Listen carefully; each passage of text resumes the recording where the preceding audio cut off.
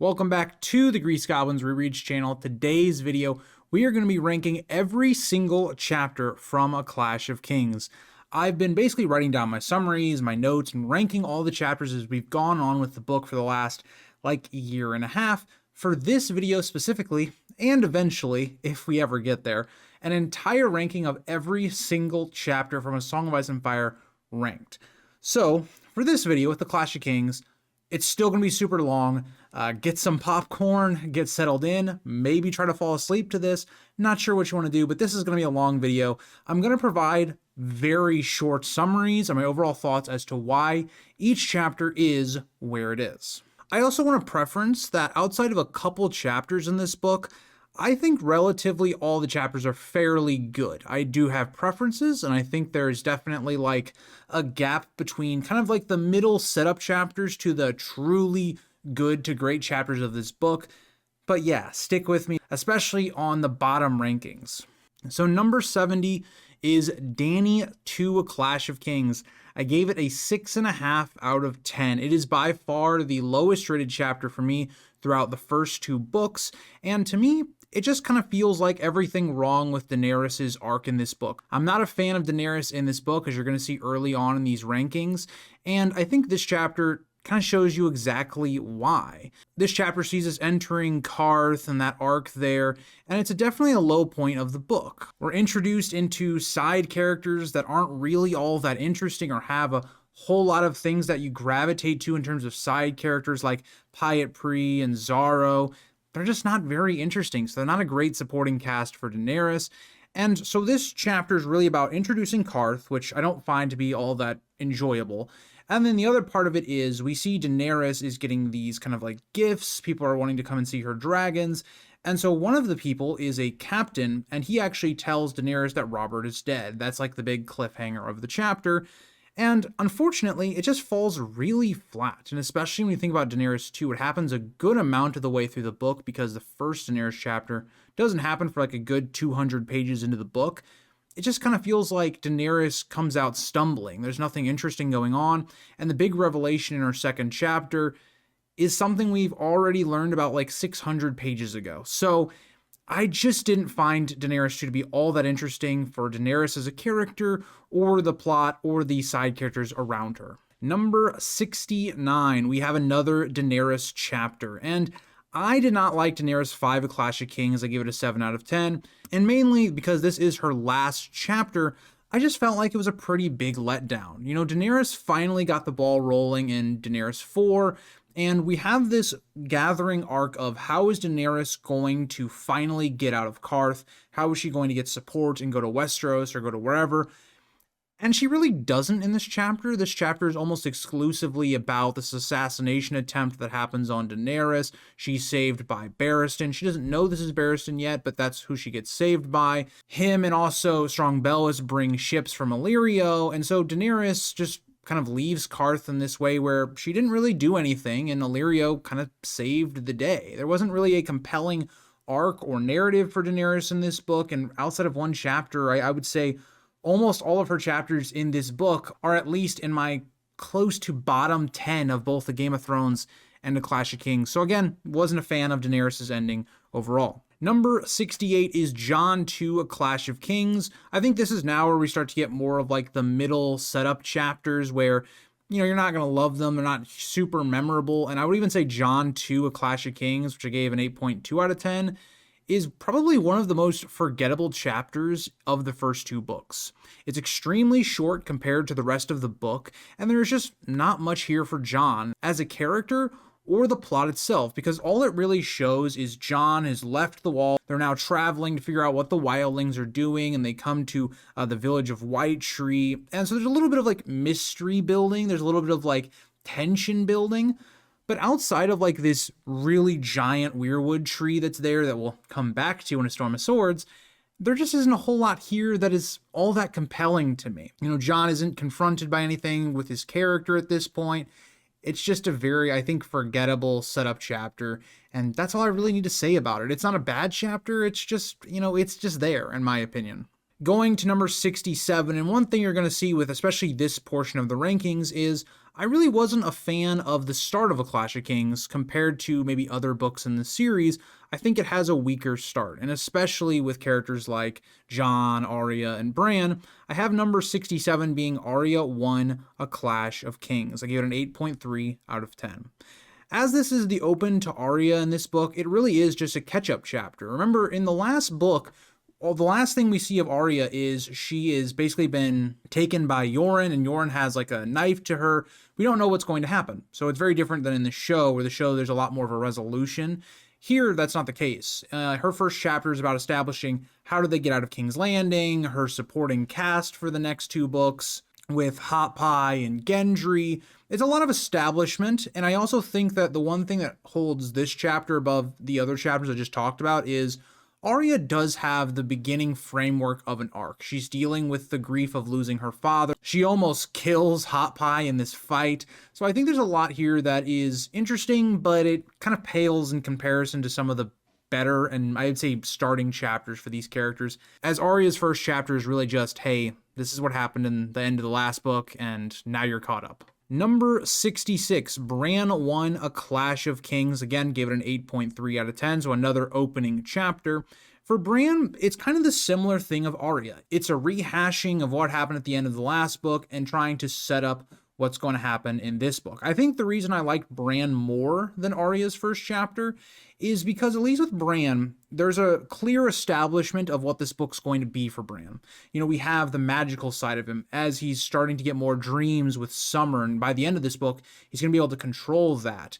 And then you also have the introduction of the Walders, so there's a little bit of that foreshadowing to the phrase and some of that dynamic that's going to happen in the future. So I just think that Bran 1 did a better job of establishing his plotline for the book than Arya's did, even though Arya's is better. But overall, I did like Bran's more. Moving to number 65, I have Daenerys 3 Clash of Kings, gave it an 8.35 out of 10. So yeah, if you can't tell that I dislike Daenerys in this book, I don't know what to tell you.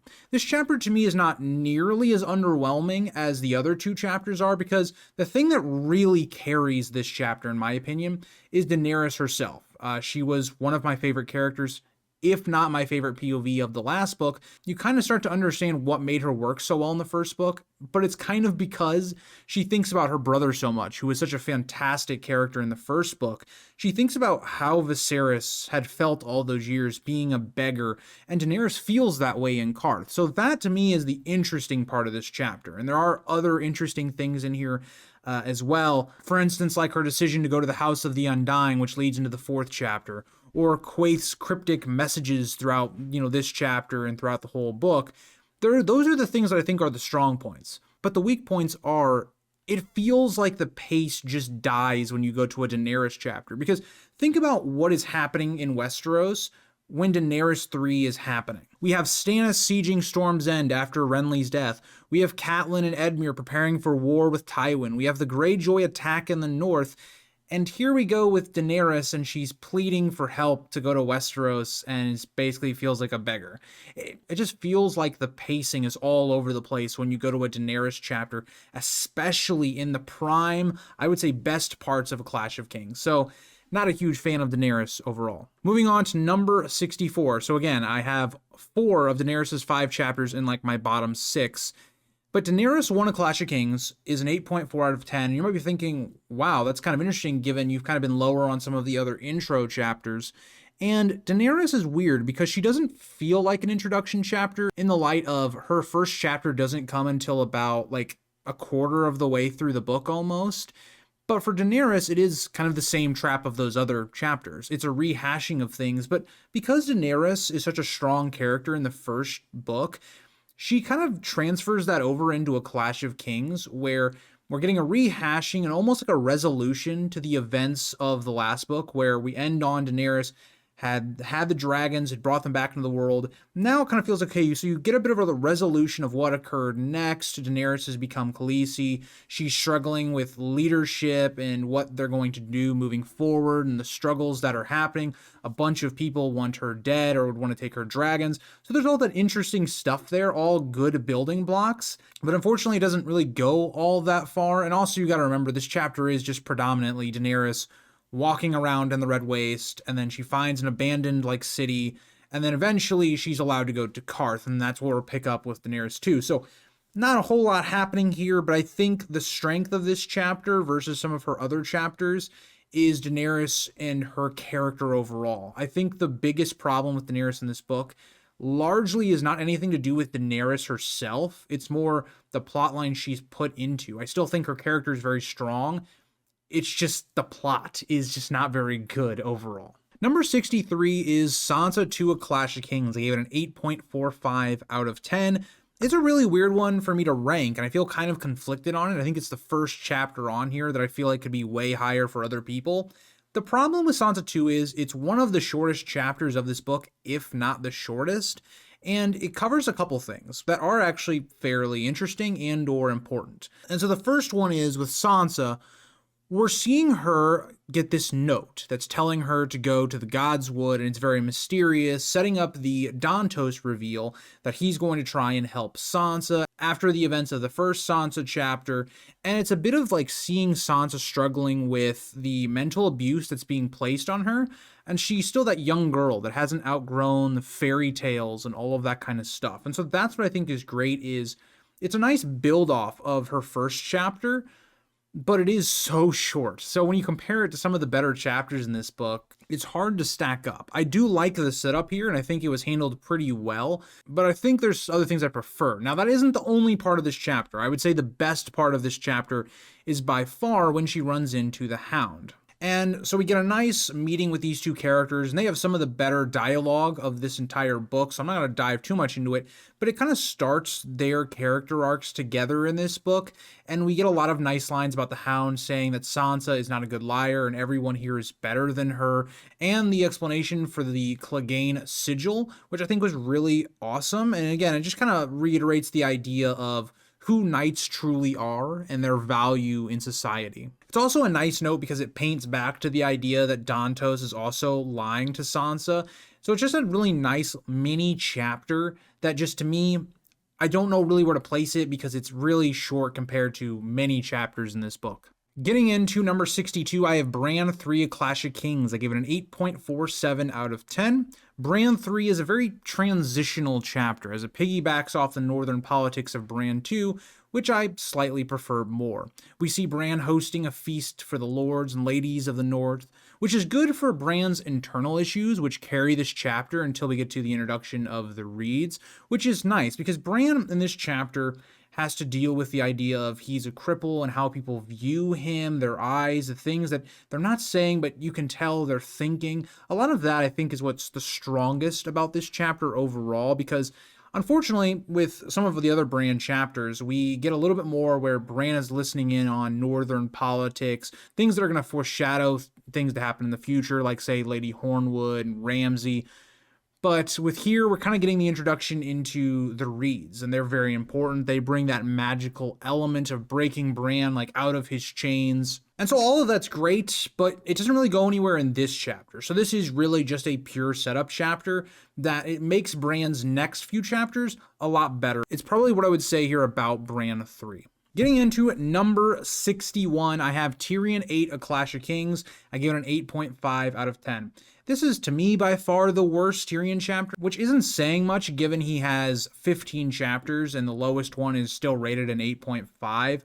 The problem with this chapter is just there's not a lot happening. It's a completely set up reactionary chapter looking at after Renly's death, what is the fallout of that? It is basically the start of the planning for the Lannister and Tyrell alliance, with Littlefinger being the person that orchestrates it all. And there's a little bit of foreshadowing to Tyrion and Cersei's conflict they're going to have in the upcoming chapters. So again, purely a setup chapter, not bad, but there are far better Tyrion chapters in this book overall, and so it kind of placed a little bit lower on the list. So getting to number 60, we have another introduction chapter. So like I said, Clash of Kings, I think it really struggles with the intro. And I think Sansa 1 is definitely better than a lot of the other introduction chapters. And mainly that just comes from the fact that she's in a very interesting plot that doesn't need to have a lot of rehashing. You know, we can jump right into Joffrey's name day and all the things happening there. There's a lot of stuff that's awesome here because it kind of shows there's been a little bit of off-the-page development for Sansa as she's trying to settle into this role of being Joffrey's queen, more or less. And it's really interesting to see how trapped Sansa is and how she tries to get out of it, trying to manipulate Joffrey at times, like saving Dantos. And we also get to see Tyrion arriving to the capital, which is good setup for him as well. So I think Sansa 1 does a great job of establishing the King's Landing plot for the book. It really has all the elements that it needs, whether that's with Joffrey and Sansa and their conflict throughout the next couple books, or whether that's the idea of Tyrion and Joffrey and Tyrion taking power for this book and leading to a big payoff later on with Joffrey likely being behind Tyrion's near assassination during the Battle of the Blackwater. I just think it does a very quality job of starting off the book. And one thing I'll say here is there might be a bias with these opening chapters because they're definitely very necessary, especially when these books were coming out. But when you've reread the books multiple times, you've watched the show multiple times, some of these chapters where they are just like refreshers, they're going to be rated a little bit more poorly for me because I don't need the refreshers. You know, I've read these stories how many times? So I just wanted to throw that in there as well. Number 59, I have Bran 2, A Clash of Kings, 8.5 out of 10. Even though this chapter is quite low for the opening third of the book, I will say I do think this chapter starts to get the ball rolling for Bran's character. Now, again, I had Bran 3 lower than Bran 2, but I think Bran 2 starts to get us where we need to go. You know, it starts to push forward what's going to happen with his plotline in this book. Again, this chapter also handles the idea of Bran and his disability and how he handles that really well. I enjoy that part of the writing that George does. And I do like the main premise of this chapter where it follows the northern politics, which I really do enjoy a lot. As Lady Hornwood has no true heir and her husband has died. And so many are trying to stake a claim. Many people want to try and basically get her lands. And I like the way that that plays out in this chapter.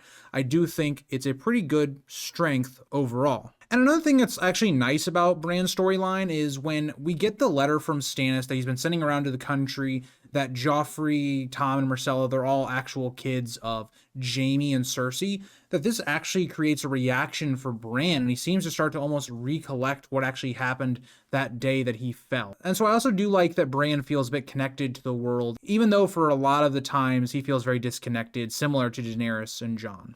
Getting to number 58, I have Tyrion 3, giving it an 8.5 out of 10. And again, I think this is probably one of Tyrion's more forgettable chapters, but it is mainly broken into 3 parts. The small council meeting discussing Stannis' letter about the Lannister kids and declaring himself king, Tyrion's meeting with the Smiths to start forging the chain, and lastly, Tyrion going to the brothel to then go see Shae, but we see it cut off with Tyrion and Varys. Again, I think it's a very solid chapter. It's a very much a setup chapter, like a lot of some of these early chapters for A Clash of Kings are, and that's mainly why it's down here. There just isn't a whole lot of payoff. We don't get to see Tyrion use a lot of his wit. It is really just things setting up, you know, things for the Battle of the Blackwater or Tyrion and Shae's dynamic, all that kind of stuff. So middle of the pack chapter for Tyrion, and let's move on. Moving into number 57, Arya 2. So I think Arya 2 is where there's that next tier break. I start to think a lot more of these chapters going forward are pretty good. Like they're all going to be higher rated 8s or even a 9 at some points. Arya 2 to me is kind of where, okay, Arya's story actually starts to begin. Arya 1 felt more like, okay, let's fill in all the gaps, rehash things. Arya 2 is kind of where like it actually starts. As Arya and their group arrive to an inn, Arya hears a lot of interesting things, that her brother has become king. We also see her introduced into some very pivotal characters for her journey, like Jaqen, Rorge, and Biter. And we also see a very important confrontation between Yoren and a few Gold Cloaks. It starts to build the tension that Yoren and his party may run into other problems. We fully haven't dived into the horrors of war yet. That'll really start to come in Arya 3 and beyond. But it starts to get that going, right? That Arya's party is being hunted more or less. And there's also a deeper mystery here as well. Why are the Gold Cloaks after them? What are they trying to do? So again, there's a lot of really awesome things about Arya 2. We also hear the idea that there's a wolf pack out there, a wink to maybe Nymeria and her wolf pack. There's a lot of good things about Arya 2. It is really just getting the ball moving, and so I rated it a little higher than Arya 1. Number 56 I have is John 5, another 8.8 out of 10. And John 5 runs into the issue of being another setup chapter for John. It's very disconnected from the rest of the story, like most of his story is. And at this point, Corran Halfhand has arrived to the Fist, and John is recruited for a ranging mission.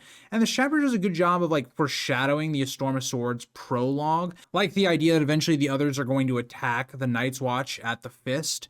But again, it really just is, okay, let's get the ball rolling for John. Let's get him on this journey and this arc with Corran and into his basically second half arc. But there isn't a whole lot here. It's very short, and especially at this point in the book, John just does not really compete with any of the other POVs, and he kind of feels the same as Daenerys and Bran at times, where they just kind of detract from the War of the Five Kings overall. Number 55, I have Arya 5 and giving it an 8.9 out of 10. Arya 5 is a tough chapter to rank because it comes between basically her two arcs. So it comes between her arc with Yoren in terms of their party, and this has come after Yoren is killed and all that kind of stuff. So Arya and her small party of side characters like Gendry and Hot Pie, all that stuff, they are basically trying to survive. They've run out of food, they're growing desperate, and up to this point, they've been hearing the horrors of war, and they've seen it firsthand now. And so it brings up a lot of interesting moral questions about what do you do when you need to survive? Are you willing to leave behind a friend because they're slowing you down? Are you willing to steal? There's a lot of great things that are going to be brought up into question, especially as Arya's journey goes on and even into A Storm of Swords. It's kind of a nice foreshadowing to when they escape Harrenhal and they have to make it on their own again. But it follows Arya and Gendry as eventually their whole party gets captured, trying to sneak in to get food and stuff like that. And I think it's an interesting chapter because I think it has a tough job of redirecting Arya's storyline to Harrenhal, while also resetting up the story after an amazing Arya 4 chapter. So I think it just kind of fits in that middle ground of being a pretty solid Arya chapter, but definitely not one of her better ones. Getting to 54, Bran 4, I gave another 8.9 out of 10. It's really interesting because at this point, the harvest feast at Winterfell is over. Everybody has gone home, except for the Reeds. And so this chapter kind of flips what we'd been doing really in the first 3 Bran chapters, where they really weren't as focused on him. Now they're really focused on Bran. He's confronted with who he is. Is he this magical warg that the Reeds are claiming that he is, even to the point where they're willing to confront him so much that Bran's direwolf attacks? It's very interesting because then you have that reflected in the idea that Bran goes to Luwin to basically try and justify that he isn't some magical warg or something along those lines. And so for Bran, he's struggling with his identity, and if he does have this magic, should he believe it or not?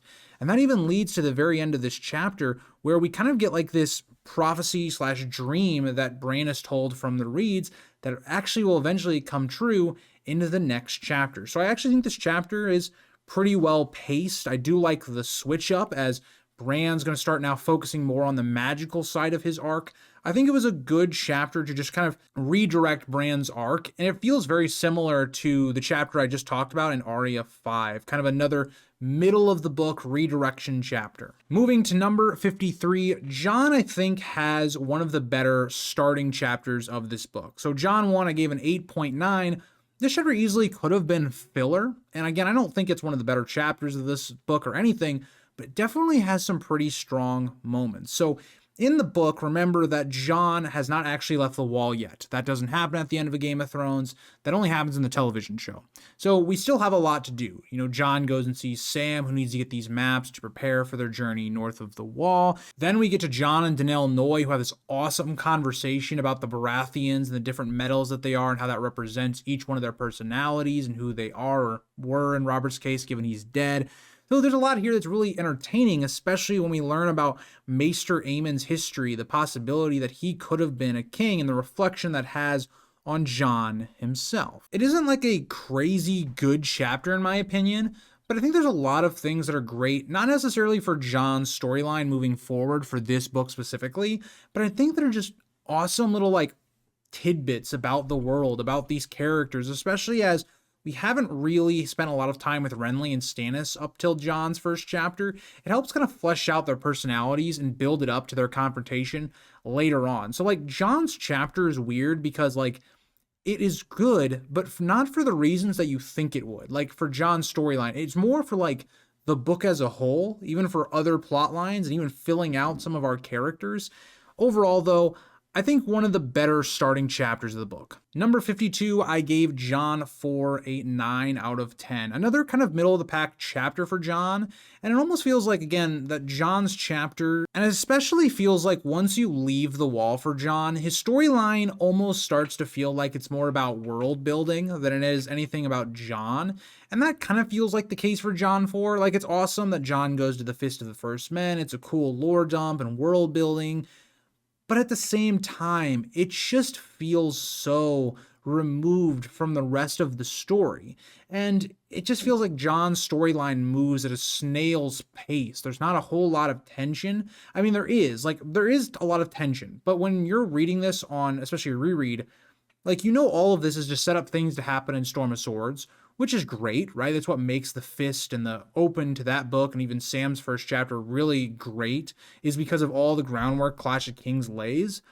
But at the same time, at times it doesn't make for the most fascinating read. And so Jon's chapter at the Fist of the First Men is not one of my favorites overall, but I definitely think it's a solid middle of the pack chapter. Getting into number 51, Theon 3. And I gave it a 9 out of 10. I think of all of Theon's chapters, this is the most forgettable one, because a lot of people like to think about Theon's journey and go, okay, where he's at the Iron Islands, and then when he gets to Winterfell, because the show specifically manipulates this. In the show, you don't see anything like Theon kind of raiding or any of that stuff. That's what this is in the chapter, where Theon has now started the invasion of the North or doing raids, and you kind of see Theon's contempt for everything he's doing. He hates having to basically do this raiding on people that aren't even really warriors. This isn't glorious, anything like that. He's annoyed with it. And it just is a reflection of where Theon was before. Before, when he was with Robb, they were fighting against the Lannisters. It was this great grand conflict. But now Theon feels like he's just slaughtering people. Like there is no glory. There's no honor to any of this. It's kind of his Stark side. But then it's contradicted in what this chapter is really setting up. Theon's plan to take Winterfell, his hunger for glory and for power and all of these things. So, of all of Theon's chapters, it's the most forgettable. To me, it's still a solid chapter. I think all of Theon's chapters are pretty entertaining, mainly because he's a pretty good POV in this book, and also he's involved in a major conflict happening in Westeros. So, a good Theon chapter, but definitely not his best. Getting to number 50, I have Jon 3, A Clash of Kings. I gave it a 9 out of 10. So we start to have somewhat of an interesting storyline for Jon, as they've now arrived at Craster's Keep, and there's a lot of interesting moral questions to me that make this chapter interesting, but there's also a lot of things that hold it down. So the interesting part of it is, why does the Night's Watch allow Craster to exist? Of course, he's doing unethical things, he's a horrible person, he treats them badly, but the thing is, they need an outpost north of the wall. They need somebody that's friendly to them. You know, having Craster could mean the lives of maybe rangers or things like that. So there's some really interesting moral questions here. But on the flip side of that, there's a lot of downtime in this chapter. You know, it takes a couple of pages to even get to Craster's Keep. There's a couple pages with Sam and Gilly and their relationship and how that will blossom in the future. There's a lot of stuff here that just kind of feels like, okay, there's a lot of setup for future events that don't really have much of an impact on this book whatsoever. And I just feel like there's a good amount of filler in this chapter that contradicts the strong points of this chapter. And that's kind of where Jon 3 sits for me. There are the pros and the cons, and that's why it kind of lands more towards like the middle of these rankings. Getting to number 49, Tyrion 11, another 9 out of 10. Tyrion 11 is kind of like a checklist chapter. That's the way I described it in my notes, where there's a bunch of things that George needs to check off before we get to the Battle of the Blackwater, and so that's what this chapter is. Firstly, Tyrion's going to send his clansmen into the Kingswood to harass Stannis. Then we have Bronn needing to clear all these like stalls or whatnot underneath the walls so that Stannis can't easily climb on top of them to breach the walls of King's Landing. A lot of stuff like that. You also have Tyrion going to the High Septon to more or less puppet his actions and stuff like that. So it's a lot of stuff where Tyrion is just building into the Battle of the Blackwater. And so to me, it's a lot of setup, it's a lot of build up that makes those chapters really great, but as a chapter itself, kind of falls middle of the pack. As we get into number 48, Bran 5, 9 out of 10 once again, as you're going to see a lot of these. There's a lot of A Clash of Kings chapters in this kind of like 9 out of 10 range.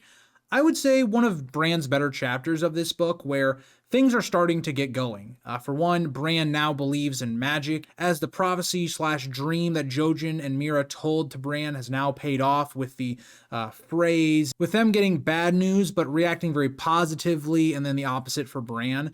And so a lot of that is great, where we start to see that Bran now believes in those things. And I also think there's an interesting point of this chapter that we will explore a lot with Bran, is the idea of fate. Can you avoid it? Is it inevitable? And so there's this idea where Bran is going to die to this Reek character that's been brought to Winterfell, who turns out to be Ramsay. And it's very poetic when that actually does pay off. And so there's a lot of good groundwork here, especially as we're seeing the Ironborn have started their invasion, even if the North doesn't know it yet. There's a lot of good stuff here, whether it be setup or whether it just be for Bran's development as a character overall. So another good, solid chapter from Bran. Number 47, we have one of the better first opening chapters, even though it's still not one of my favorites, is Catelyn 1. And Catelyn, as you guys are going to find out very quickly, and especially if you watched my POV video last week, Catelyn is my favorite POV of this book, and her lowest rated chapter is a 9 out of 10 and is number 47 on my list. So that should tell you how much I like Catelyn. Now, Catelyn unfortunately does fall into the same issues that some of the other, first chapters do, where they're kind of a rehash, just to kind of have you guys remember what happened. But I think there's a bit more here, and that's why I think it's a lot higher, and also Catelyn's just a brilliant POV.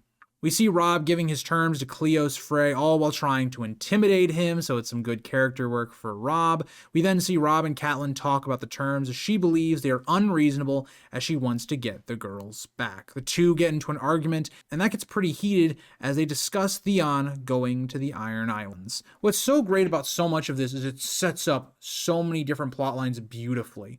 One, the idea of Theon going to Winterfell. 2, what Robb's going to go do in the West.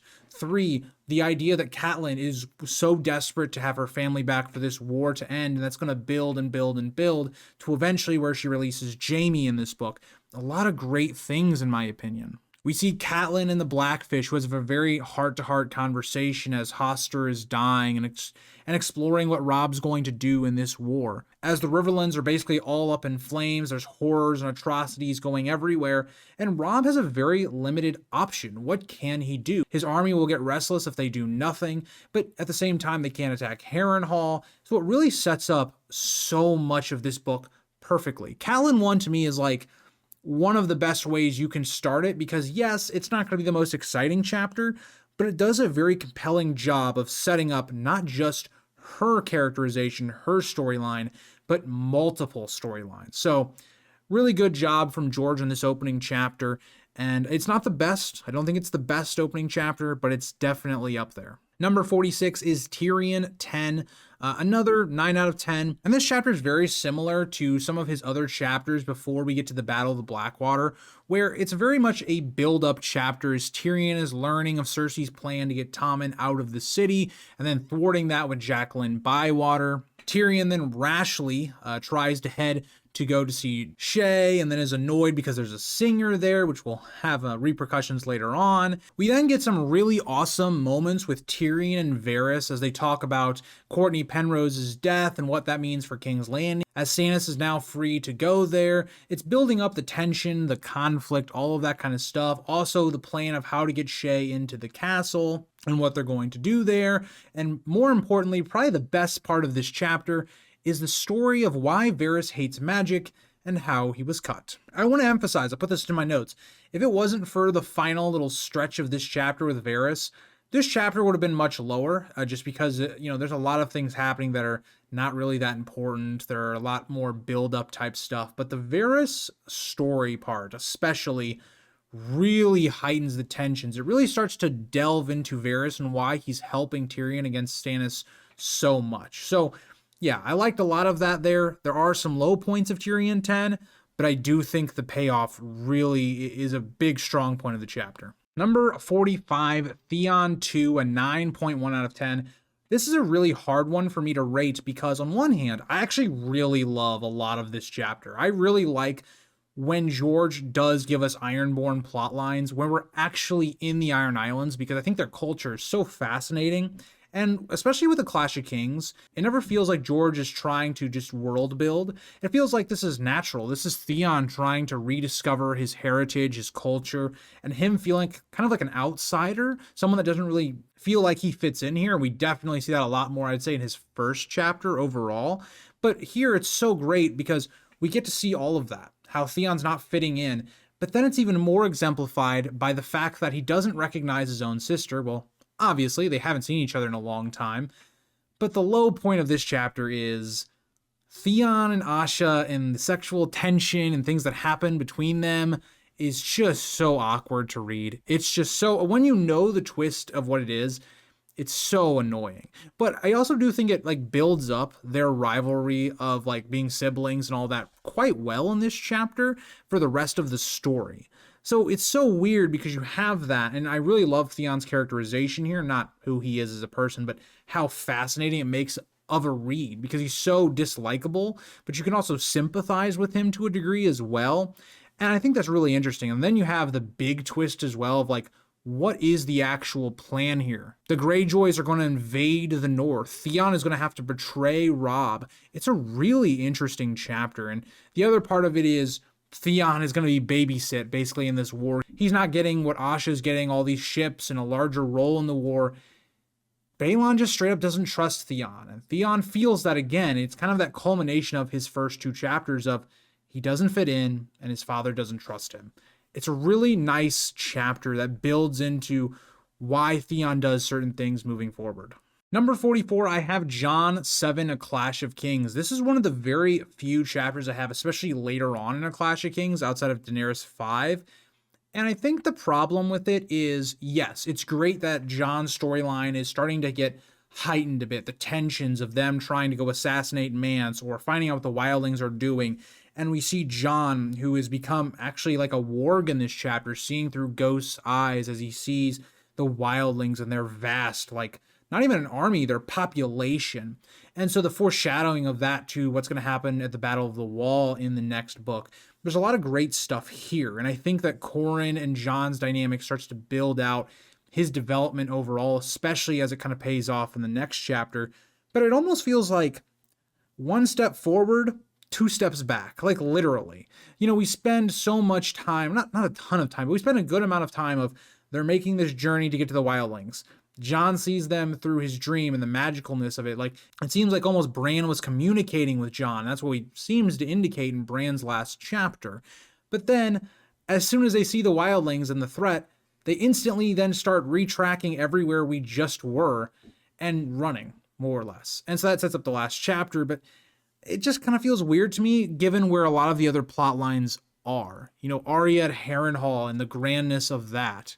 Winterfell has been taken over. The House of the Undying has happened. Like, to me, it just kind of feels like Jon is still struggling to find his footing in this book. And, you know, there's good things about it. There's not so good things about it. And that's kind of why it's a middle of the pack chapter. Number 43, I have Tyrion 5 coming in at another 9.1 out of 10. And this chapter kind of feels like another checklist for Tyrion, but I think it's a lot more interesting. It's a lot more of Tyrion's personality kind of showing out in this chapter compared to other ones. We see him meeting with the pyromancers on their wildfire progress. He meets with Cleos Frey, who basically brings the peace terms that we saw from Catelyn 1 in that chapter. And lastly, he is confronted by Cersei over selling Myrcella to Dorne. This comes off of how he had been basically spreading a rumor to each different person, like Pycelle, Varys, Littlefinger, about who was going to be married to who, and this is kind of like the payoff of that. Well, I guess Pycelle and his imprisonment's the payoff, but this is kind of like the, okay, who betrayed Tyrion moment and the building up especially of that conflict between the two. Number 42, I have Arya 3, another 9.1 out of 10. I really enjoy this chapter. Even though it's not, you know, greatly on here, it's not super high, I think it does a very good job of just building up the small folk plotline that we're going to see throughout this series of the tragedies, the horrors of war. Arya and her party, as they're moving further north to try and, get to the wall, they're hearing screams in the middle of the night. They're seeing, castles being burned down or smoke in the middle of the night. They're seeing people migrate south. It feels so dark. And I think with that being the case, it's building up with Arya's storyline is going to be about, especially in the next 2 books, with her seeing like bodies on the side of the road. It is absolutely horrifying. And all of this is delaying their march. Now they're having to go further and further west to avoid the war, pushing them closer and closer to Harrenhal. Even Arya, who has always been the bravest character, she's been able to overcome her fear. Even she is starting to feel scared. And one of my favorite conversations from this book comes when Arya and Yoren at the end of the chapter talk about that they must fear people, not so much animals and wolves, because there has been this wolf pack near them. But it's not the wolves, it's not the animals they should fear, it's the horrors that men become in war and what they're willing to do. Things Arya, unfortunately, will see really directly after this chapter. So I think a really good building block chapter for Arya, something she really needed after the first 2 chapters, and really just introducing what I think George is going to spend a lot of time on in the next few books. Number 41, I have Sansa 5, another 9.1 out of 10. This chapter kind of builds up the end game for Sansa, like it's the first of her batch with the Battle of the Blackwater. We see her seeing off Tyrion and Joffrey and going to the Sept to pray and returning to Maegor's to be with the other high ladies. The highlight of both this chapter and her next chapter is obviously Cersei. Hearing Cersei talk about what happens during the sack of a city, and specifically what may happen, it just sets up the stakes for King's Landing so well. So not only does it set up the stakes for Cersei and Sansa and their chapters coming, but it also sets up what is at stake for the people of King's Landing. We know what's at stake for Tyrion and all of our major characters, but it's more than that. It's what this story likes to talk about is the atrocities of war. A foundation of why George made this story the way he did was based off of real life. Things that were on his mind during maybe his younger years. I know Vietnam is a big inspiration for him for this series. It's a lot of that. It's a lot of building into the women and children who have nothing to do with anything going on. They are going to be affected because of people playing at being king or the issues between everyone going on. There's a lot of that here, and I think that it does a very good job. So a big fan of the starting of Sansa's end game arc of A Clash of Kings. Number 40 is Tyrion 7, a 9.2 out of 10. Tyrion 7 isn't the most major chapter. It's very short. But what I do love is it's very entertaining. It is literally the quintessential, what we talk about why so many people love Tyrion's plotline in this book specifically, myself included. You can almost boil it down to this kind of a chapter where it shouldn't be that great of a chapter. It shouldn't be that enjoyable. All it is Tyrion confronting Lancel about things he's been doing in this book and the last book. And then also his conversation with Shae setting up stuff for A Storm of Swords. It shouldn't be that entertaining, but it is. Watching Tyrion put down Lancel and just bully him around. Some of the more iconic and funny lines happen in this chapter between the two. It's just hard not to like this chapter. It's a fun one to do. It's not the most important of the entire series, but it gives Tyrion a spy against Cersei, and also Tyrion and Shae building up that dynamic for A Storm of Swords, why Shae betrays Tyrion and all the things to come. It's a very good chapter overall. Getting to number 39, Sansa 3, another 9.2 out of 10. And Sansa 3 is definitely a weird one because it's half Sansa, half Tyrion. It's one of those chapters where I feel like Sansa isn't really the main focus of the chapter, albeit she kind of is. Because this chapter follows after Robb has had a major victory in the West. Joffrey is abusing Sansa, making her feel the brunt of his anger and disappointment, all that kind of stuff. We see Tyrion sweep in to save the day. She can stay basically under his protection. But it's so interesting because, on one hand, it sets the stage of Tyrion against Joffrey, especially when we get into the riot of King's Landing with Joffrey and Tyrion and their conflict there as well. But it also kind of shows Sansa and how trapped she feels, how mentally abused she's been, that she doesn't want to accept Tyrion because she just thinks she's going to be basically another prisoner. She can't trust anyone, even if Tyrion did help her in the throne room. It's a nice chapter that balances Sansa's development while also having Tyrion in it, which really helps. It makes it a lot more entertaining. There's a lot more witty dialogue. It's a lot more enjoyable. And so I think Sansa 3 gets elevated kind of because of that. Getting to number 38, Sansa 4, another 9.2 out of 10, is almost in a similar vein. Like, it definitely feels more like it's important to Sansa as a character, but it still has like, okay, this is kind of like an alternate Tyrion POV where we're learning about Tyrion sending in his clansmen to harass Stannis, and that Stannis's van has actually reached King's Landing at this point, so building up the idea of the Battle of the Blackwater that's going to happen. But then we also see that Sansa still continues to feel completely isolated and alone, as Dantos has still done nothing. He's making empty promise after empty promise. And that all then leads to her again with the Hound on the roof and having this awesome conversation about the power of a sword and how the Hound views killing and things like that. It's another great building block, especially leading into their basically goodbye, more or less, of this book during the Battle of the Blackwater. And then lastly, finishing with her having her flowering and her and Cersei discussing womanhood. There's some great moments about Cersei talking about her relationship with Robert. Kind of feels similar to like what we saw in season 1 with the added scenes between Robert and Cersei. A very good chapter, in my opinion, where there's a lot of stuff going on. There's a lot of different awesome characters. A thing that Sansa has that really helps her over other POVs that are still trying to find their footing is Sansa has great characters around her, has Cersei, has the Hound, has stuff about Tyrion in this chapter. So overall, another good Sansa chapter. Getting into number 37, I have Sansa 8, another 9.2. This is weird to me because Sansa's finale is quite good. It kind of puts a nice bow on the King's Landing plot with her seeing as she's finally released from being Joffrey's betrothed. She feels great about this, but then she comes to realize with Dantos that she hasn't been released at all. You know, she's still at the torment of the Lannisters, of Joffrey, and we see that Dantos gives her eventually the poison that is going to kill Joffrey for the Purple Wedding. So great setup, great payoff to her journey. We also see some other stuff here where Tywin now becomes Hand of the King. A lot of people are being rewarded for all this stuff, but remarkably, Tyrion is nowhere in sight, even though he's one of the most important people. A lot of good setup here for A Storm of Swords, even for Tyrion's last chapter as well.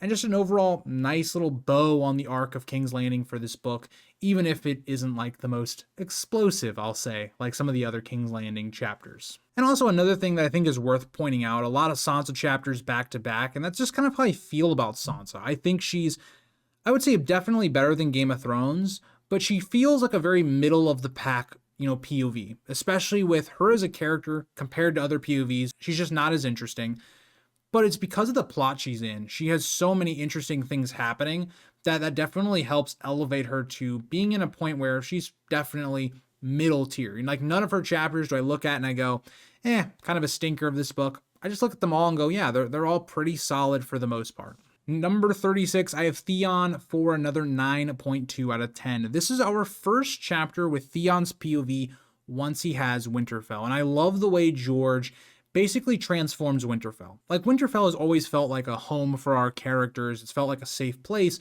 But now with Theon in charge, it feels like Harrenhal. It feels like there's ghosts all around. Theon feels like an outsider. He's struggling with regret and guilt deep down. He can't understand why the people of Winterfell won't back him. And even worse, Rickon and Bran and the Reeds have all disappeared. Theon is struggling with all this because he knows he only has two options: fear or love/respect. And at this point, Theon is willing to go for fear. So he goes on this hunt to try and find Bran and Rickon, intending to kind of just bring them back. But eventually he's not able to find them. And this is a mystery for us as it is Theon as well. As Bran basically disappears from a certain section of the story in A Clash of Kings, we don't know what happened. And we're kind of on the edge of our seat because what if Theon does get Bran and Rickon? Is he going to kill them? Will he do something like that? And so by the end of the chapter where we have Reek, and it sets up the whole idea, well, I guess I should say Ramsay, but the idea that Theon is going to utilize two innocent children and dress them up as Bran and Rickon. It's a horrifying chapter for Theon, seeing how far he's come. He's always been somebody that's a jerk, who's a frat guy, all that kind of stuff. Now he's becoming, you know, a villain of this story. The atrocities he's doing as he's letting Reek/Ramsay manipulate him. It's a horrifying chapter where, we're at Winterfell being taken by Theon, and we can understand Theon. Theon is a very entertaining and interesting character, but it's just a horrifying chapter that really paints the, I would say, depressive feel that A Clash of Kings has at times. Getting into number 35, I have Jon 6, another 9.2 out of 10. I really struggled with the placement of this chapter because in certain things I really like, as we see Jon and Corran and the rest of their party, as they have to take out this like sentry party that includes Ygritte. And so it finally gets going a real big moment for Jon of his arc with the wildlings in the next book. He's not able to kill Ygritte in this chapter because he sees her as, just an innocent girl that he might even be attracted to. But it also gets going the idea of the culture of the wildlings, that they aren't so different to Jon and the Night's Watch and people south of the Wall. I really like that. I love the story of Bale the Bard, and especially how that seems to relate to Jon's parentage and his future arc in A Storm of Swords. I just think for Jon, this chapter is what Jon has lacked in a lot of his other chapters. There hasn't been like much for Jon to go, okay, how is he changing now? How is his beliefs being challenged after he's become, this Night's Watchman? He's gone into being that route and not going south to help Robb. What's pushing him now? What's that next thing that challenges him? And this is that. So I like this chapter for that, and I think there's a bit more action that does make this chapter more entertaining than most of Jon's other chapters. I kind of feel similar to Jon's placement of his chapters as I do Sansa. Like, both of them never really, in my opinion, get to the levels of having a great, like one of the best chapters of the book, but they steadily usually stay in the middle, and I have like different complaints with both. And so yeah, Jon 6 here at number 35. Getting to number 34, Arya 8, A Clash of Kings. I'll say for Arya 8 is, yes, it is part of my favorite arc for Arya in Harrenhal. I love a lot of her chapters at Harrenhal. But here, to me, is probably her weakest one because she has such a short chapter. It is a lot of setup for her next two chapters that are peak Arya for George in this book. And so this chapter really follows the Lannisters are moving out. They're heading into the west to try to defeat Robb and also to pass through River Run. That's going to lead to the Battle of the Stone Mill with Edmure. And so there's a lot of that going on. And a lot of this chapter focuses a lot on Arya starting to realize, okay, she's been using all of these names, but in reality, she could have been using these names on people like Tywin, on Cersei, on Joffrey. But one thing that's been holding Arya back from fully, becoming herself again, or at least having some sort of agency, is the character of Wheeze. This is the person that's basically been like her overseer. And so in this chapter, we see as Arya names Wheeze to die. And so this kind of frees her up for the next two chapters to have a little bit more freedom, to be able to do what she's going to do with the Weasel Soup, and then eventually how when the northern forces take over and she becomes a Roose Bolton's cupbearer, all that kind of stuff, it kind of happens because of Wheeze's death. And so that is really important to setting up the rest of the future Arya chapters. And so it's good for that. I still like the setting of Harrenhal and Arya as a character, but it just can't really be much higher given it is very short, and I think it lacks some of the weight of the other chapters that we still have left. Number 33, I have Jon 8, A Clash of Kings, another 9.2 out of 10. And so for Jon, this is his highest rated chapter for me. Again, I wasn't a huge fan of Jon in this book, kind of similar to Daenerys, but I would say that Jon overall consistently was more engaging to read than Daenerys. And so with Jon 8, I'll say this. I think it is a pretty good conclusion for Jon in this book. We have a lot more direction with his character as him and Corran are on the run from the wildlings who inevitably are going to find them. But Corran must task Jon to basically become part of the wildlings, to try and figure out what they're doing and then report that back to the Night's Watch. It sets up a huge plot line for the next book. And so this conclusion is weird because on one hand, it is really a setup chapter for A Storm of Swords, but it also has a nice payoff with seeing that Jon, has kind of paid off this arc of leaning towards trying to learn more about the wildlings and Mans, and so he has to kill Corran Halfhand by the end of the chapter. So a really impactful chapter that I think would have helped if we had gotten more of Corran in this book. I don't know if that just is like Corran with Jeor Mormont, so we got to learn about the character more, because in the book, we see him for like a couple of chapters and then he just dies. His death doesn't hit as hard as if we would have known him for a lot longer. But in my opinion, I think a fine conclusion, a pretty solid conclusion for Jon, but nothing crazy, so let's continue on. Number 32, Bran 6, A Clash of Kings. Again, another 9.2 out of 10. I think Bran 6 of his first 6 chapters is by far the easiest. It has the most engaging and entertaining plot, while also Bran is a fairly interesting character in this chapter, and I think George made a fantastic decision to, when we're having the fall of Winterfell with Theon taking over, we see it through Summer's eyes and ears. And it's not made exactly clear unless you're really paying attention because, well, George doesn't really spell it out exactly because it's a direwolf trying to understand what's happening, not a human. So we basically hear of Theon taking over Winterfell through, well, Summer. But then when Summer wakes up and we go to Bran, we find out that Theon has taken the castle. And it's great because it also pushes the idea that Bran is starting to become more connected with his direwolf. The magical side of Bran is forwarding itself to the point then when we get to Bran 7 and we haven't seen the character for a while, he's able to do this effortlessly. So I think that the introduction for this chapter is fantastic. But then also the idea of Theon has taken Winterfell, that this place that has always been our safety, our home, it's now not that whatsoever. And Bran is becoming even more horrified as Jojen's dreams are coming true as many people die as Theon tries to establish control. We finish the chapter with 2 people coming into Theon's service, and one of these feeling like basically a backstab, as we're not exactly sure what Osha's motivations are. We see Reek and Osha, who both try to serve Theon, and both are going to use him for very different means. Again, this is a really important moment in the series. It's an important chapter, but I do think, like, compared to other chapters, I would just rather read other characters than Bran, and that's just unfortunately how I think Bran is for the most part. You know, if you ask me, would you rather read a Bran chapter or a Theon chapter, a Catelyn chapter, I'm going to almost always say those other, POVs. Even though this chapter is very entertaining, it's not my preference when you look at some of these other characters. And that's really exemplified in number 31. Theon 1 is also a 9.2 out of 10, so same rating, but I prefer it slightly more. I think Theon is a pleasant surprise when you go back and reread, especially when you have the full context of his story going forward. And so you come into this character kind of similar to like Davos. You know, you're not exactly sure what to expect, but Theon to me integrates himself into the story really well. And I think some of the newer characters in the early stages of A Clash of Kings really help, especially as some of the other, POVs are trying to find their footing.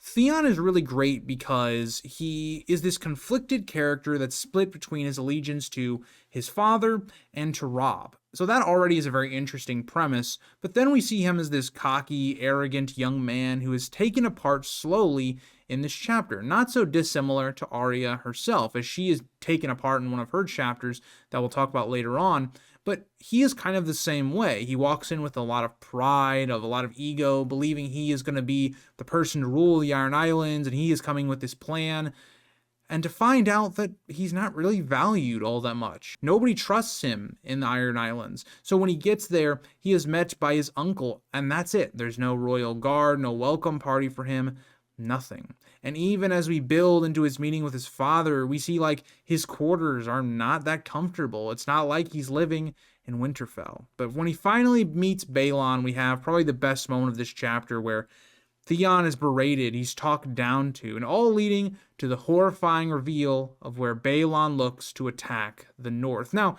we're not exactly told this in this chapter, but like, we're told right away that like Theon's plan is not what they're going to do and that Balon is not going to follow what Robb wants. And this chapter is so interesting because it's a really long chapter. And so it's kind of similar to like Catelyn's chapter when she is going to the Vale in the first book, but it doesn't feel anything alike because with Catelyn, I felt like her chapter was very stretched.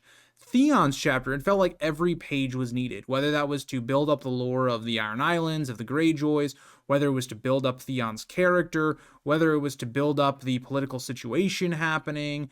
I just thought that Theon's introduction chapter, I think outside of like one other character, was one of the best intros, and I have it just behind, in my opinion, the best introduction chapter outside of the prologue. In number 30, Tyrion 1, I gave it another 9.2 out of 10. To me, it's by far the best first chapter for our established POVs or our new POVs, not including Crescent's chapter, as it kind of doesn't have the problems of some of the other introduction chapters where it's much more of a refresher, kind of trying to establish what their plot's going to be like. Tyrion's, you just kind of dive right in, and part of this is because Sansa's first chapter also works as the groundwork to refresh us on the King's Landing plot. So Tyrion walks in, and we pick up right after Sansa 1, and Tyrion just kind of is trying to negotiate everything. It's a power struggle for everything Tyrion does. To trying to get into the council chambers, Tyrion is trying to use his cleverness, his political savviness to be let in. Then, once he's let in, it's him trying to deal with Cersei and getting subtle jabs in on her. It's him asserting his power and control, taking over the Lannister guard as well. And then lastly, verbally sparring with Varys in front of Shay. This chapter is, in my opinion, the perfect blend of drama, politics, and introducing Tyrion and his dynamic with some of the other characters in the King's Landing plot. A very strong open for Tyrion and setting the stage for what we'll see in the future. Number 29, we're back with Catelyn. Outside of Catelyn 1, this is my lowest rated chapter for her, and that's kind of crazy, given she has 7 chapters, and number 29 is her second lowest. So, I really like Catelyn. I just want to make that clear. Catelyn 5 to me is not as good as her last 3, because her last 3 are her, well, Renly arc. It's meeting Renly and Stannis and all that stuff with their confrontation, Renly's death, and then when you come back into the character of Catelyn and Catelyn 5, it's them going back to Riverrun, starting to see the state of the war and the issues of trying to get back to Riverrun, and it's very much a build-up chapter. It's seeing how Edmure is going to defend against Tywin's attack, and it's a lot of suspense that's really handled well in this chapter, because Edmure has already lost to the Lannisters, so we don't know what to expect with Edmure and his defense. Will this be another crushing loss for the Tully forces, or is this going to be something else? It's a huge moment. But we also get some nice moments in here as well, with like Brienne pledging herself to Catelyn after Catelyn basically helped save Brienne's life. It's a great moment, but it also feels very somber. It's almost the tone of this whole chapter, that even though we're seeing all these things happening, Catelyn herself feels despair, hopelessness. Everything that this whole plotline's been building to is growing more and more, especially with Hoster Tully's condition as it's growing worse, and he shows regret over his treatment of Lysa. But going back to Brienne, we also know that Catelyn's going to die at the Red Wedding. She's going to become Lady Stoneheart, and even when we get later in the series, Brienne is nearly killed by Stoneheart. It's this pledge here that it's so sombering and so sad to read on the reread, because you know where all of it's going. And I think that's the most depressing part about Catelyn's story, especially in this book. Number 28, I have Arya 6 with another 9.2. To me, this is one of the darkest chapters of the entire series. It's a kind of a shorter chapter, as it's more or less serving as a travel chapter from where Arya has been caught to then getting to a Harrenhal and establishing her arc for the last stages of the book.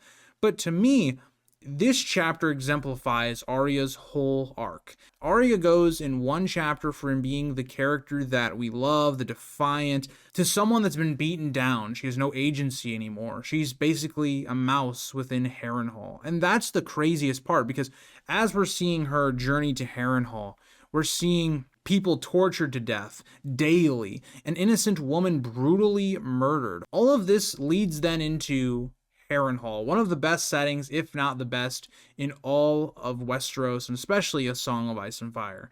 It's amazing. So Arya finally gets there, and she has a new horror as she's going to serve under Whis. So a lot of awesome stuff here with Arya 6, as it's this transitional chapter into probably one of my favorite arcs of this book and of the entire series. Number 27, I have Sansa 6, another 9.2.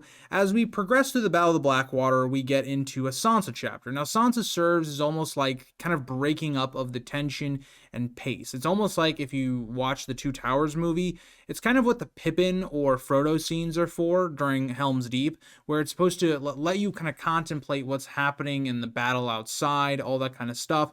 Same idea here with Sansa. And why I like this chapter more than I like some of Sansa's other chapters is, one, of course, the heightened tension. You know, the Battle of the Blackwater is happening outside between Tyrion and Davos and all that stuff.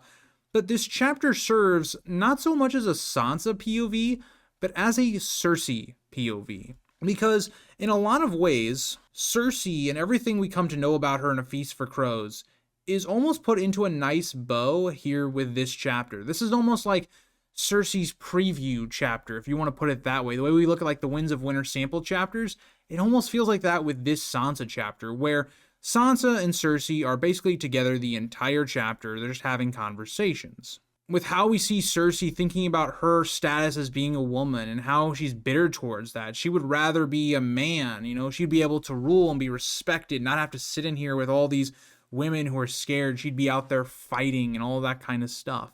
As she gets more and more drunk, and this starts to open her up even more, telling Sansa the horrors that await them if the battle goes wrong. Sexual assaults and even worse. Nothing will really protect them. But then Cersei lets it slip that Ilyn has been instructed to kill them if the battle goes badly. It heightens the tension even more, because already we know the stakes of this battle. It's been established through Tyrion's POVs and Sansa's POVs all the way to this moment. But here it gets even further. It adds another wrinkle that if Tyrion and the Lannisters lose, Sansa is also at the threat of being killed as well. I do like this chapter for what it supplementally does for the Battle of the Blackwater, but also for the character of Cersei. Sansa also gets a great insight into Cersei and might even get her to think about her own life. It's a really nice chapter here. It's not anything that's like, hitting out of the park fantastic, but it's a really good supplemental chapter. And that's just Sansa's strength in this book, is a supplemental POV that has really good moments where it allows us to have insights into other characters and insights into our main plot. So Sansa, this is kind of the poster child to me of what she is in this book. Number 26, I have Catelyn 6, moving up to a 9.3 out of 10. And so this follows directly after Catelyn has returned to Riverrun, and we see the Battle of the Stone Mill, Edmure against the Lannisters. And what is so interesting is George kind of repeats himself. Catelyn basically plays the same role as she did during the Battle of the Whispering Wood. But except here, it's a much more depressing feel. Whereas, yes, the Battle of the Whispering Wood was this tense moment. Is Robb going to come out of this first victory well? What's going to happen? And then the payoff that Robb won and even captured Jaime.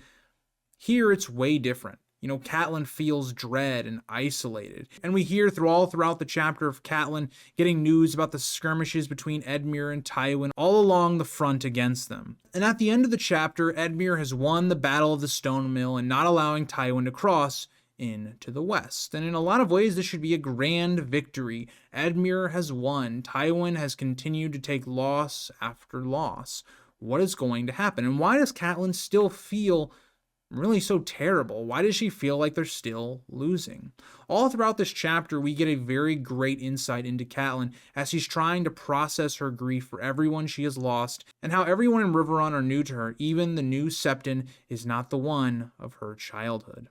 And I think this is so great for Catelyn because the whole time in this book, she's had really no time to process her grief for Ned, of Sansa being a captive, of Arya being missing. She hasn't had time to do that. She's been having to help Robb try and win this war effort, and then she's sent off to deal with Renly and Stannis. But now when she's finally at Riverrun, she's allowed to almost just think about everything that's happening, the depression she feels, and it feels like the last stone that needs to be thrown is the news of Bran and Rickon alleged being dead that we'll get in her next chapter.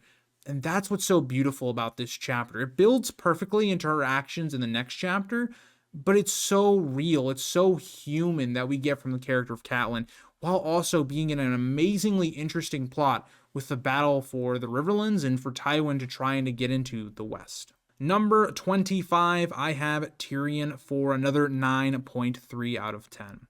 It's a great chapter that I think the show does a good job of adapting because it really has three main parts to it. It's broken up into three sections, but they all are around the idea of Tyrion's trying to make an alliance. He sees how fragile the Lannisters are at the moment, and he's trying to make an alliance. And this is either going to be using Myrcella or Tommen, as each one is used in different deals. But the undertone of it is really to figure out who is an informant and who is not loyal to Tyrion whatsoever. So we see him go from this person to that person, firstly with Pycelle, and even setting up some things later on, where Tyrion steals a potion that basically he's going to use to poison Cersei in this book. Then we see him going to Littlefinger and setting the groundwork for Littlefinger's reward of Harrenhal, and then lastly to Varys. So there's a lot of great political intrigue and drama, and even with Littlefinger, we get more into how Tyrion thinks about how he wants to imprison Littlefinger, but he almost feels like he can't. He doesn't know how much power Littlefinger has, and he even is questioning in his mind, and even to Littlefinger, the dagger that almost got him killed because of the lie Littlefinger told to Catelyn that the dagger was Tyrion's. There's a lot of really great stuff of paying off stuff from book one, but then also being formatted in such a very engaging way, and I think this is one of those very memorable chapters from Tyrion. Number 24, I have Tyrion 15. I gave it a 9.4 out of 10. This is his final chapter. Now, this is one of those where it could have easily been just a very mid chapter, but because of Tyrion being such an amazing point of view, something as simple as Tyrion is trying to recover from his injuries and the things that happened from the Battle of the Blackwater, and eventually him kind of waking up and figuring out what has happened to him. All that stuff seems very minor, that it shouldn't be, some really good chapter, but the way George lays it out, where Tyrion's going in and out of consciousness, and he's dreaming of Tysha, and he's kind of, by the end of the chapter, where he's kind of lost all of his power, and then also the idea that he was betrayed at the Battle of the Blackwater, and he believes it's Cersei. There's so much here that's great for the setup of the next book, while also kind of paying off everything that happened in this book, because in a lot of ways, A Clash of Kings is Tyrion's rise to power, but in a lot of ways, it's also his fall from power. The Battle of the Blackwater cost Tyrion everything. The events that this book sets up for A Storm of Swords are perfect. The exact reasons why Tyrion is blamed for the Purple Wedding and Joffrey's death stems from this storyline in book 2. There's so many things that foreshadow it, and it all kind of seems like it comes crashing down in this final chapter for Tyrion. And I just think it's a very good conclusion. Not much else I really want to say about it. Number 23, I have Bran 7, another 9.4 out of 10. Kind of similar to Tyrion in a lot of ways, but for a different reason. Tyrion's a great point of view, so he doesn't need any, big plot moments or anything like that. Bran, on the other hand, I think this is where he's at almost his most interesting of both book 1 and 2, where he's kind of accepted magic. He's now able to warg into Summer, and we even start the chapter again that way, where Summer is seeing the aftermath of Ramsay, or Reek, he's been betrayed as the entire book, taking over Winterfell and sacking it. We're seeing that through Summer's eyes again, similar to Bran's last chapter with Theon taking the castle. And so it's a nice little parallel to that. But it also shows that Bran is in Summer, but has lost kind of control. He's not in full control of Summer, as Bran has been in Summer for days. He's only been kept alive because Mira has been feeding him things. And so it sets up really nicely A Storm of Swords, where Bran needs to control these things. He needs to not go into his direwolf and just let Summer take over. He needs to prove that he is also in control, that he isn't just a direwolf. And so that is already some really awesome setup. But then the dark mood and the depressing mood that seems to follow this entire book, whether that be with Catelyn or Theon or even Tyrion's last chapter, we lead into Bran's, and it's our safe place in this story. It almost feels like the last bit of safety, the last bit of home for the story is gone, as Bran and our crew escape the Winterfell crypts, and we learn how they survived this whole time. They had, planted the tracks and then had doubled back and stayed in the crypts the whole time. And they see that Winterfell has been, for the most part, destroyed. Now, it can't be fully destroyed, but, the structure of it, the home of it, is gone for Bran. Everyone he's known is dead or missing, taken back to the Dreadfort. And it all comes with this really awful way to end this book, where Maester Luwin dies. He's been this person that's been a mentor for Bran, and it almost feels like that, common trope where you have the hero and they're guided by this mentor figure, but eventually the mentor figure has to die. it kind of feels like that for Bran here. It's a very sombering and depressing moment where Bran also is not really able to kind of process what Luwin is asking of Osha, that he wants Osha to end his suffering, to end his life, and so Luwin dies off the page. But it also prompts this like uneasy feeling of like, where are Bran and Rickon going to go? And even more depressing, the brothers have to be split apart for their own safety, so that Robb's line cannot be, end if their party is caught. Then they would have both of Robb's heirs. It's a really amazing way to end this book because it's so fitting. It's so fitting. It's not, the Game of Thrones where it's a big moment of big payoffs where Daenerys brings the dragons back and probably one of the best chapters of the entire series, definitely a top 5 for me.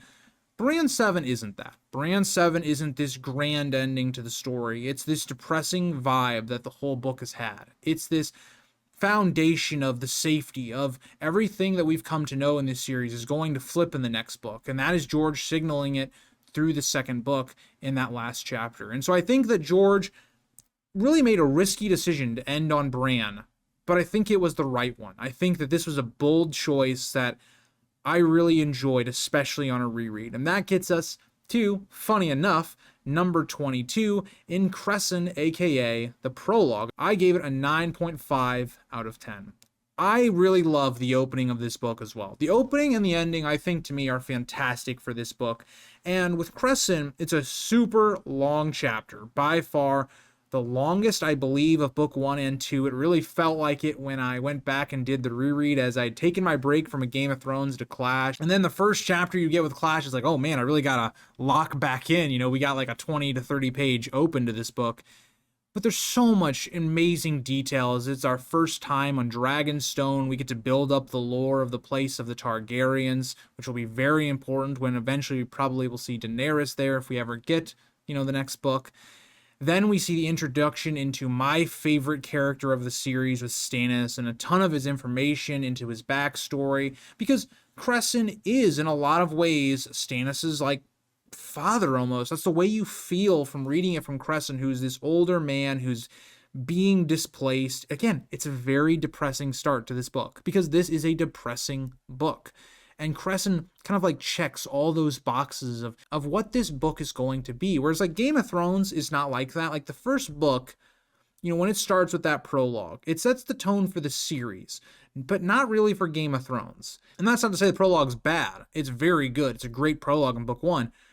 But with this one, it feels so much more connected to this story, to what this story is going to be about, with Stannis and his rise to power, his eventual assault on King's Landing, but then also the vibe, the tone that it sets. And I also really love the introduction of the character of Mel as well, and slowly gaining influence over Stannis and his court.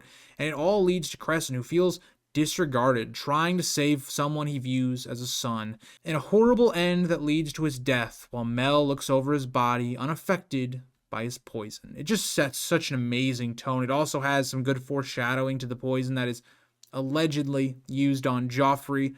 It's just a foundational chapter of this book, of the series, and I can't really say anything truly negative about it outside of just, it's really long, and I probably prefer just other chapters to it. Even more chapters where we get with Stannis, I prefer them through Davos than I do Crescent. Number 21, I have Arya 4. I gave it a 9.6 out of 10. So this is like the finale to Arya's first arc. Her first arc is really her first 4 chapters with Yoren, and so the tension has been ramped up through those chapters where everything is boiling over. The horrors of war that's been affecting everyone else around Arya's party is finally going to get to Arya and Yoren. And it's interesting because they have to figure out, how are we going to cross the God's Eye? How do we get further north away from the war?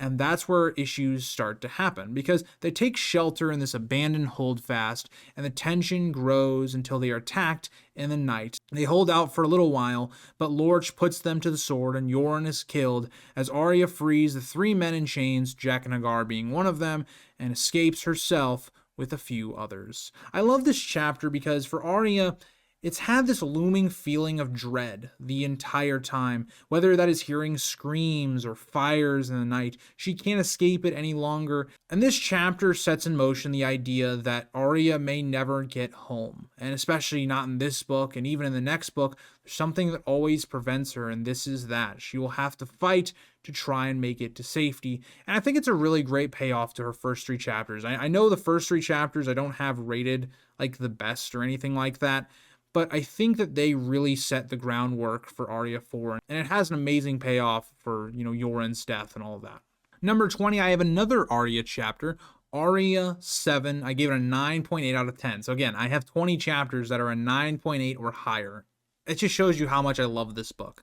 But this is the Harrenhal arc fully started now. The last chapter for Arya ended with her getting there and establishing her role, but now we're at Harrenhal. And this chapter sees her being this broken version of herself. She's a mouse. She has no real ability to act. She's been broken. We see her under Wheeze as she's become so insignificant in this gigantic castle that is Harrenhal. And we get so much lore about Harrenhal and the vibe that it sets, where it feels like this very mysterious and dark and depressing place. Again, Harrenhal is another setting that perfectly represents what this story is going for, and I really appreciate that in the way that George makes Harrenhal feel like its own character in this story. And we even see how Arya is kind of proving herself to be a good facelessman. We see her, listening in on people's conversations, remaining hidden, everything that would make her a great candidate for someone like Jaqen.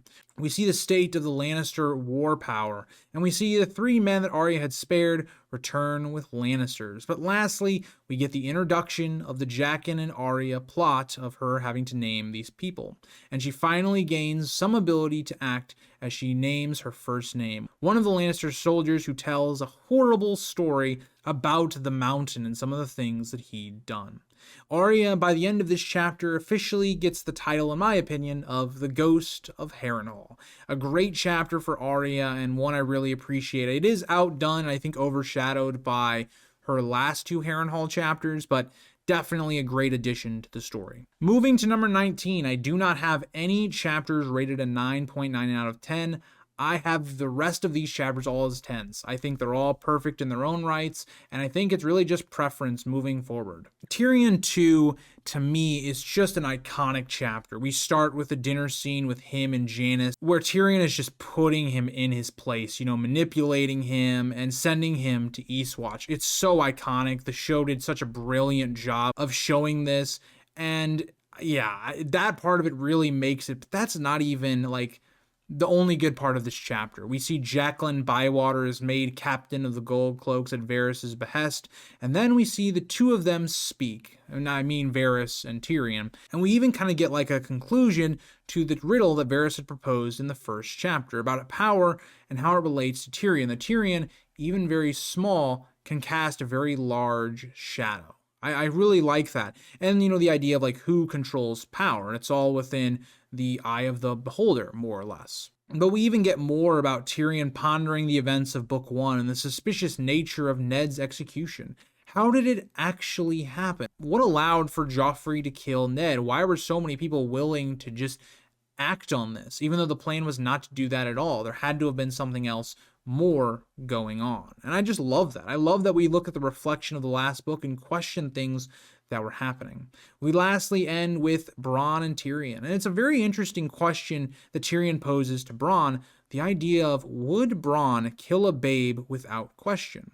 And it gives this idea that no, Bronn wouldn't do it without question. People don't love Tyrion that way, that they'll do things for him, that it would be about how much. How much is Tyrion willing to pay? It really sets the standard for Tyrion, and the idea that he has that nobody truly cares about him unless he's paying for them. And it's a really nice parallel to the relationship he has with Shae and how that pays off really in the next book. Getting to number 18, I have Tyrion 6 with another 10 out of 10. I'm just going to stop saying the ratings from now on. Just know they're all a 10. But yeah, Tyrion 6 is another masterpiece. It's kind of similar to one of his other chapters where it's broken into 3 different parts. The first being Cersei and Tyrion together, which Any scene with those two together is fantastic, but they're focusing on the news that Stannis is sieging Storm's End, and it is all a front so that Tyrion can poison her. It allows Tyrion to be able to act, to be able to do things without Cersei being there.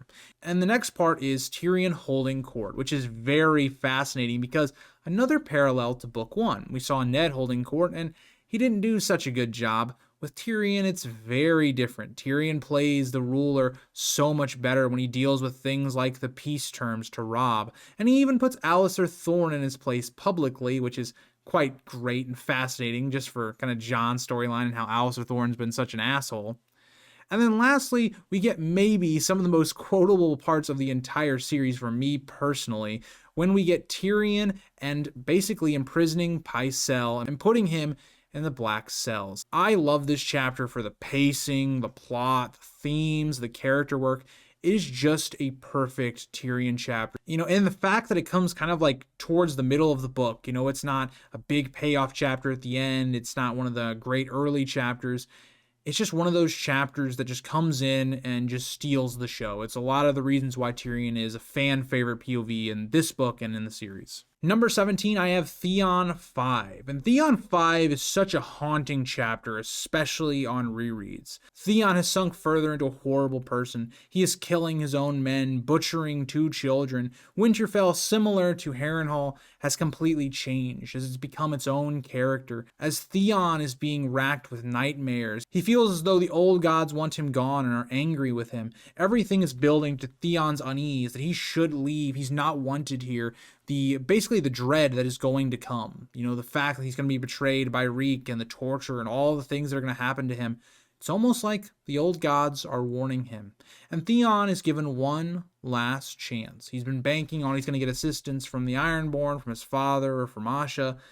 And when Asha does arrive to Winterfell, it's almost a reminder to Theon that he's in some way inferior to his sister. Asha comes striding in, not even treating Theon like a prince or what he believes he should. He conquered this castle, but Asha constantly disrespects him publicly.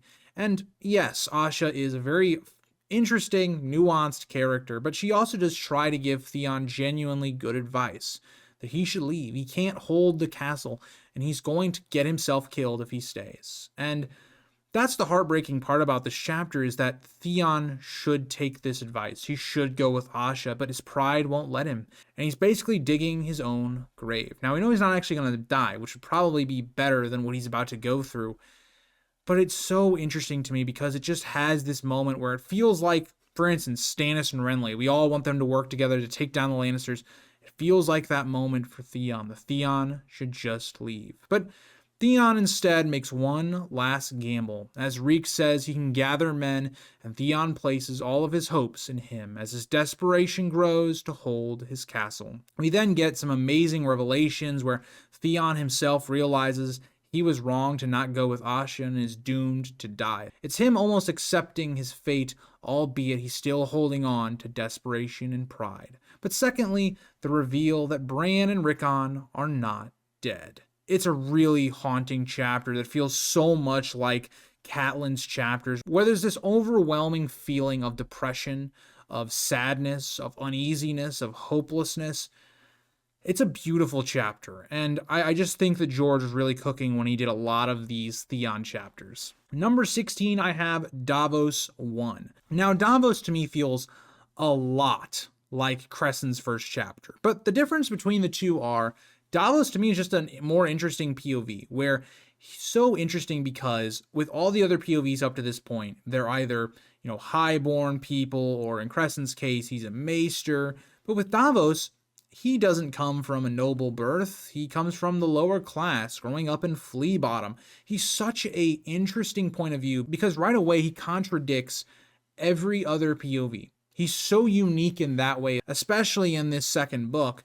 And so you mix him being one of the most entertaining point of views in the story with also putting him in, for me, the most interesting plot in the Stannis plotline. Because we get to build off of everything that Cressen established here. We're starting to look at the religions of R'hllor, looking at, for instance, the idea of Lightbringer and where it came from and the story that he gets with Salador San. It's such an amazing chapter for building on that religion, because a lot of this chapter basically spends its time on that. Is Stannis really buying into R'hllor? What is happening here? Why has Stannis chosen to do this and to abandon the Seven? Because that's how the chapter opens, with the burning of the Seven. But we see that that's not really the case, as the chapter ends with Stannis and Davos discussing it, especially with what Stannis plans to do, but also, more importantly, with Stannis' badass speech on the gods and his reasoning on using Mel's power. Basically, Stannis believes that all of these horrible things have happened in his life. He's never found happiness. His parents were killed when he was very young. He's been overlooked by his brother. All this stuff.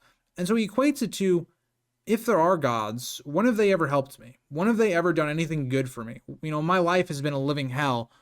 Why not use R'hllor, which has already shown that it has some sort of power? Mel surviving the poison in and of itself shows that Melisandre has power.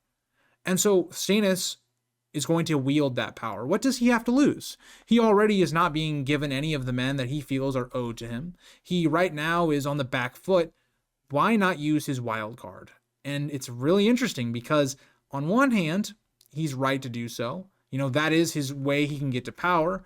But on the other hand, it's a double-edged sword. It also will come back to hurt Stannis. Him being with Mel in a lot of ways isolates him. And even the things he does in the future will end up with Renly's ghost at the Battle of the Blackwater. Number 15 I have is Catelyn 2. Now, Catelyn 2 to me is where I think the prime of A Clash of Kings starts, or even almost A Song of Ice and Fire as a whole, where this book starts to take off. The War of the Five Kings starts to begin, because Catelyn in her second chapter has arrived at Renly's camp, and it's just amazing. Because on one hand, you have Catelyn herself, who is internally dealing with what the war is doing to her and taking from her, and all that kind of seems minor, because right now she's dealing with two different kings and how that's going to factor in for Robb. And so it's great because the way it's being presented from George is exactly how Catelyn would be thinking about it. Like, it's all in the back of her mind, her internal issues. But at the front of her mind is, how does she deal with Renly? How does she deal with Stannis? How does she deal with that conflict? And it's just presented so well. But I also really love the character of Renly and trying to understand what motivates him and his philosophies of why he wants to become king. I love the introduction of the Tyrells and their connection with Renly and them pushing him to become king. And even the introduction to Brienne, a fan favorite character. There's just so much to love here. And I even look at Catelyn herself, where she has so many iconic lines in this chapter, whether it's about the Knights of Summer, or whether it's even about, women in their roles in society, as she looks at Brienne and says, is there anything worse than an ugly woman? Well, I guess she thinks it, not says it, but either way, it's so interesting because right there, it points to everything that Brienne's storyline is going to be about. How she's mistreated because of how she looks and how she wants to be a knight and all this stuff. And it goes to show, like, in this story, especially with Catelyn, she's gone down the traditional route of a woman, where you marry into a family, you have their kids, you're a mother, maybe you do like some sort of helping your son rule or something like that when your husband's away. Brienne is the polar opposite of that. And I think that that's a really nice introduction into that for Brienne. And even though this chapter is overlooked because of the next two, because of, Renly's Peach chapter, and then also Renly's death, it overshadows this chapter, but at the same time, it's so amazing. It's just a fantastic chapter that makes Renly's Peach's chapter great. And my favorite chapter, as you guys will see later on. So that is number 15. Getting into number 14, we have Sansa 7, another 10 out of 10. And I'll say for Sansa, I think this is her best chapter of both the first book and of the second book. In terms of, we're in the midst of the Battle of the Blackwater. This is kind of like our conclusion, because by the end of it, we know what has happened in the fallout of Tyrion's last chapter, where he's almost killed, all that kind of stuff. And we find out that more or less Stannis has lost the battle because of, it seems like, the ghost of Renly, or Renly's come back to haunt Stannis and all that stuff, while also having some fantastic conclusions for both our characters, so of Sansa and the Hound. So it's a really awesome chapter. So overall, we're picking up right where we left off with Sansa, where she's still with Cersei and they're kind of waiting out the battle and things are growing more and more desperate. And we see as Lancel arrives to give the news of what is happening. And we even have a good character arc for Lancel in this book as well, where he doesn't want Cersei to bring Joffrey back because that's going to destroy the morale of the men. He's recognizing what Tyrion is doing. He's actually had a bit of a growth in this chapter, and throughout the entire book, I really should say. And at this point, Cersei flees, and Sansa is left in an interesting position. It's a nice little bit of foreshadowing to her possibly being the future queen of Westeros, maybe in the future having some sort of rulership that she might have, where she's the person now having to be Cersei. She's trying to have to tell the ladies of the court that everything's gonna be fine, and that Cersei is just, she'll be right back, but she's just going somewhere. Ironically, Sansa then also leaves as she's told by Dantos to run to her room. But at this point, we get probably the best part of the chapter, which is her and the Hound. Because the Hound is traumatized, he has PTSD. There's a lot of things that are so interesting with his character of understanding why he is the person that he is he's plagued by anger and haunted by his past. And all of that runs into Sansa, where Sansa still views the Hound as like this monster of a man. She can't even look at him in the chapter fully, and that's something that irritates the Hound, even though he's done nothing but try to be good to her, at least through actions. He said a lot of harsh things to her. They have a very complicated relationship. It kind of builds to this boiling point where the Hound is threatening to kill her, and he orders Sansa to sing, and Sansa picks the perfect song. She sings about the mother's mercy, something that brings the Hound to tears as he leaves. It's a great finale for these two characters specifically, and even it's not even done as Dantos comes in and tells us the conclusion of the battle, which is a huge moment for this story, and especially Stannis' plotline going into A Storm of Swords. So a great chapter. I think it's a foundational building block for Sansa as a character and the Hound's journey later on, especially with Arya. This is a pivotal moment where Sansa seems to think that the two kissed, but they didn't by any indication in this chapter. It seems to be more a response of Sansa's trauma from both Joffrey and the things she experienced with the Hound. So that'll get us to number 13. Number 13 is Theon 6. So Theon's final chapter to me is one of the stronger ones, if not the strongest of all of the final chapters, because his kind of feels more like what we get with the Game of Thrones, where it feels like the climax of this character, where he's been building up this whole time of being this Prince of Winterfell character, his arrogance, his destructive behavior, what it's caused finally spills over in this episode as Theon is being besieged on all sides at Winterfell, and it seems like everything's falling apart. And Theon is confronted by the Stark loyalists about all of his actions, how he's betrayed Robb, betrayed Bran and Rickon.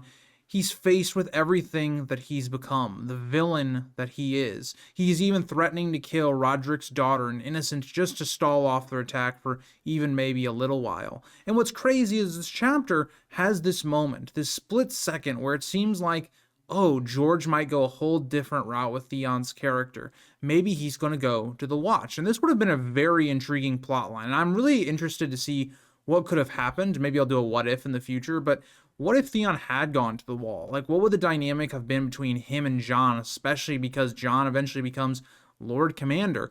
That would have been fascinating. But it's so similar to the beat of the first book. Ned, he's offered to go to the Night's Watch, but something happens that changes all of it. So Theon is on the borderline of accepting it, and then all of a sudden, the Dreadfort men attack. It appears as though Reek has come to save the day, and Theon feels for a moment relief. But slowly this chapter starts to reveal itself as Reek starts to talk down to Theon, and we realize that Reek is not Reek, he's actually Ramsay, as Ramsay betrays Theon and sacks Winterfell. Well, we don't really see the sacking until Bran's next chapter, but overall you understand what that is. And for Theon, especially if you're reading this book for the first time, you don't really know what this means for him. You don't know if this means Theon is going to be executed or killed after he's like knocked to the ground. You don't know if he's being taken prisoner. It's very much left open-ended, and for the most part we won't find out much about Theon until A Dance with Dragons, a long time from now in this series. So yeah, I think Theon just has a fantastic conclusion to his arc. I think it fulfills everything you would hoped for a conclusion for him, and it's a really depressing and kind of a tragic chapter given where he's going. Moving to number 12, I have Arya 9. Arya 9 is the Weasel Soup chapter. I don't think it's Arya's best chapter of this book, but it's definitely up there. I think the way it's paced, in terms of we're kind of getting closer to the end of the story, Arya has been building back into her character, and at this point, she finally is willing to act. She's trying to help these northern prisoners that have been brought into Harrenhal, and so she goes to try and get Jaqen to help them. And she basically threatens him using her cleverness, using the name system to get Jaqen to help her. And the way that whole thing plays out, where there's a lot of action, there's some nice moments here, but it all feels like it's a moot point, because in reality, what we know to be the case is that this was going to happen with or without Arya. Arya just allowed it to go a lot smoother, as Roose Bolton had already basically gotten the Brave Companions to flip. So it's really an ironic chapter, because on one hand, it's great for Arya. It builds up her reclaiming herself. But at the same time, it also feels like kind of a tragedy at the same time, knowing that Arya could have used this name for something else that might have been able to help her. And even the idea of Roose Bolton and the Brave Companions taking Harrenhal, it's not much better. But either way, by the end of the chapter, Roose Bolton becomes the new ruler of Harrenhal, and Arya takes on another new name, Nan, as she will be Roose's cupbearer. And that will lead to some very interesting conversations and stuff in the future in Arya 10, which is why I have it a little higher rated than this one.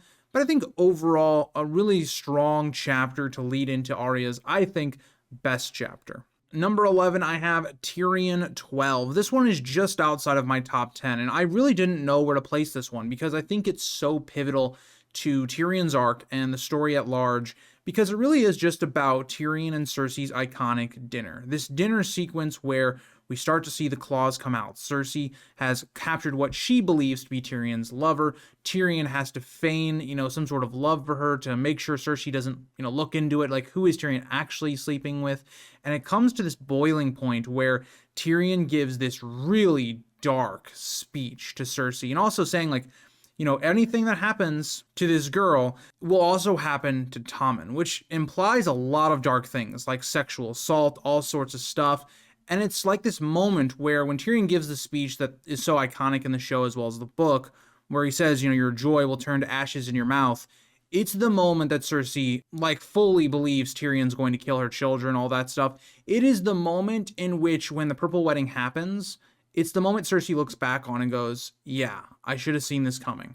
It's the moment that paints the foreshadowing of the conflict between the two in the future, and it's so amazing in my opinion overall. But that's not even just to say that's the great part of the chapter, because then we have a sequence after which is also really important to me.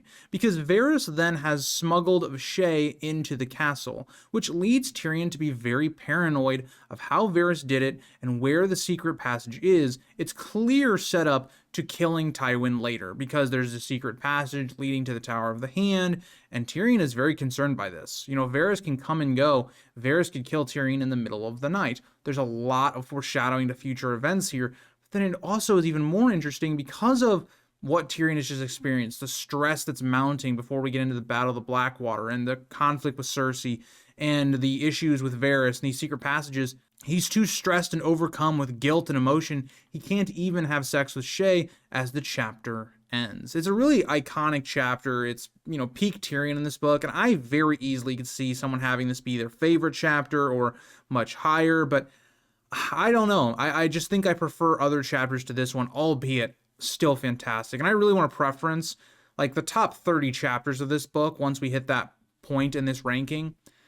I almost could go any way with them. It's almost like if I read one of these chapters on any given day, it could definitely change. But that leads us to our top 10. So going back to Tyrion again, we have Tyrion 9. Tyrion 9 is a much more action-paced chapter where we're seeing Myrcella, she's being shipped off to Dorne, and then we see the riot of King's Landing. And I don't think there's a whole lot to explain here, because you guys know what the riot of King's Landing is, but it's so intriguing because on one hand, it pays off everything that's been building for this chapter with the people and their unrest. They're not being fed. They're about to be attacked by Stannis. Everything is starting to boil over in King's Landing. And I love that aspect of it as well. The way George writes this riot, almost this claustrophobic feel with the city and everything that just spills over. It just takes one small moment of Joffrey being a complete idiot and ordering people to be killed and escalating the conflict. And it boils over because Tyrion realizes this as well. Tyrion knows that Joffrey single-handedly got people killed, could have easily have gotten himself killed, could have gotten Sansa killed, and Tyrion physically assaults Joffrey in this chapter. And it's so satisfying to read Joffrey finally put in his place and kind of being kicked around and bullied by Tyrion, but it almost has the exact same effect that Tyrion 12 had. Like I talked about with Tyrion 12, the whole idea of that chapter is setting up why Cersei blames Tyrion at the Purple Wedding. Here, it's the idea of why Joffrey is willing to either, one, have Tyrion assassinated by the end of the book, or even further, why he, mistreats him, all that kind of stuff. And the real reason that Tyrion is put in prison is because, well, Tyrion looks guilty when you think about Joffrey and Tyrion's relationship during the Purple Wedding and the build-up to it. And so I think a great chapter in Tyrion 9. I think it really captures the vibe of a city on basically the edge of collapse. I really enjoy this chapter a lot, but let's move on to number 9. Number 9 is Catelyn 7. So Catelyn's finale to me is really amazing, and it sucks because Catelyn's finale, her last chapter, comes quite early on. It happens a good amount of time before the Battle of the Blackwater, so she's not even in like the last 150 pages of the book, which is kind of interesting because you also think about the start of her journey. She is not a present POV at the beginning. She's very present in the middle. She's, a very dominant POV at that point with Tyrion. But here, we see that Catelyn is completely shattered by the news of Theon killing Bran and Rickon. She's been plagued the entire story so far by depression and even a bit of maybe guilt, and the war has basically overtaken her. And now, where she's at River Run, she's not the acting person anymore. She's not trying to, meet with Renly or try to convince the two to help Robb or to have some sort of alliance.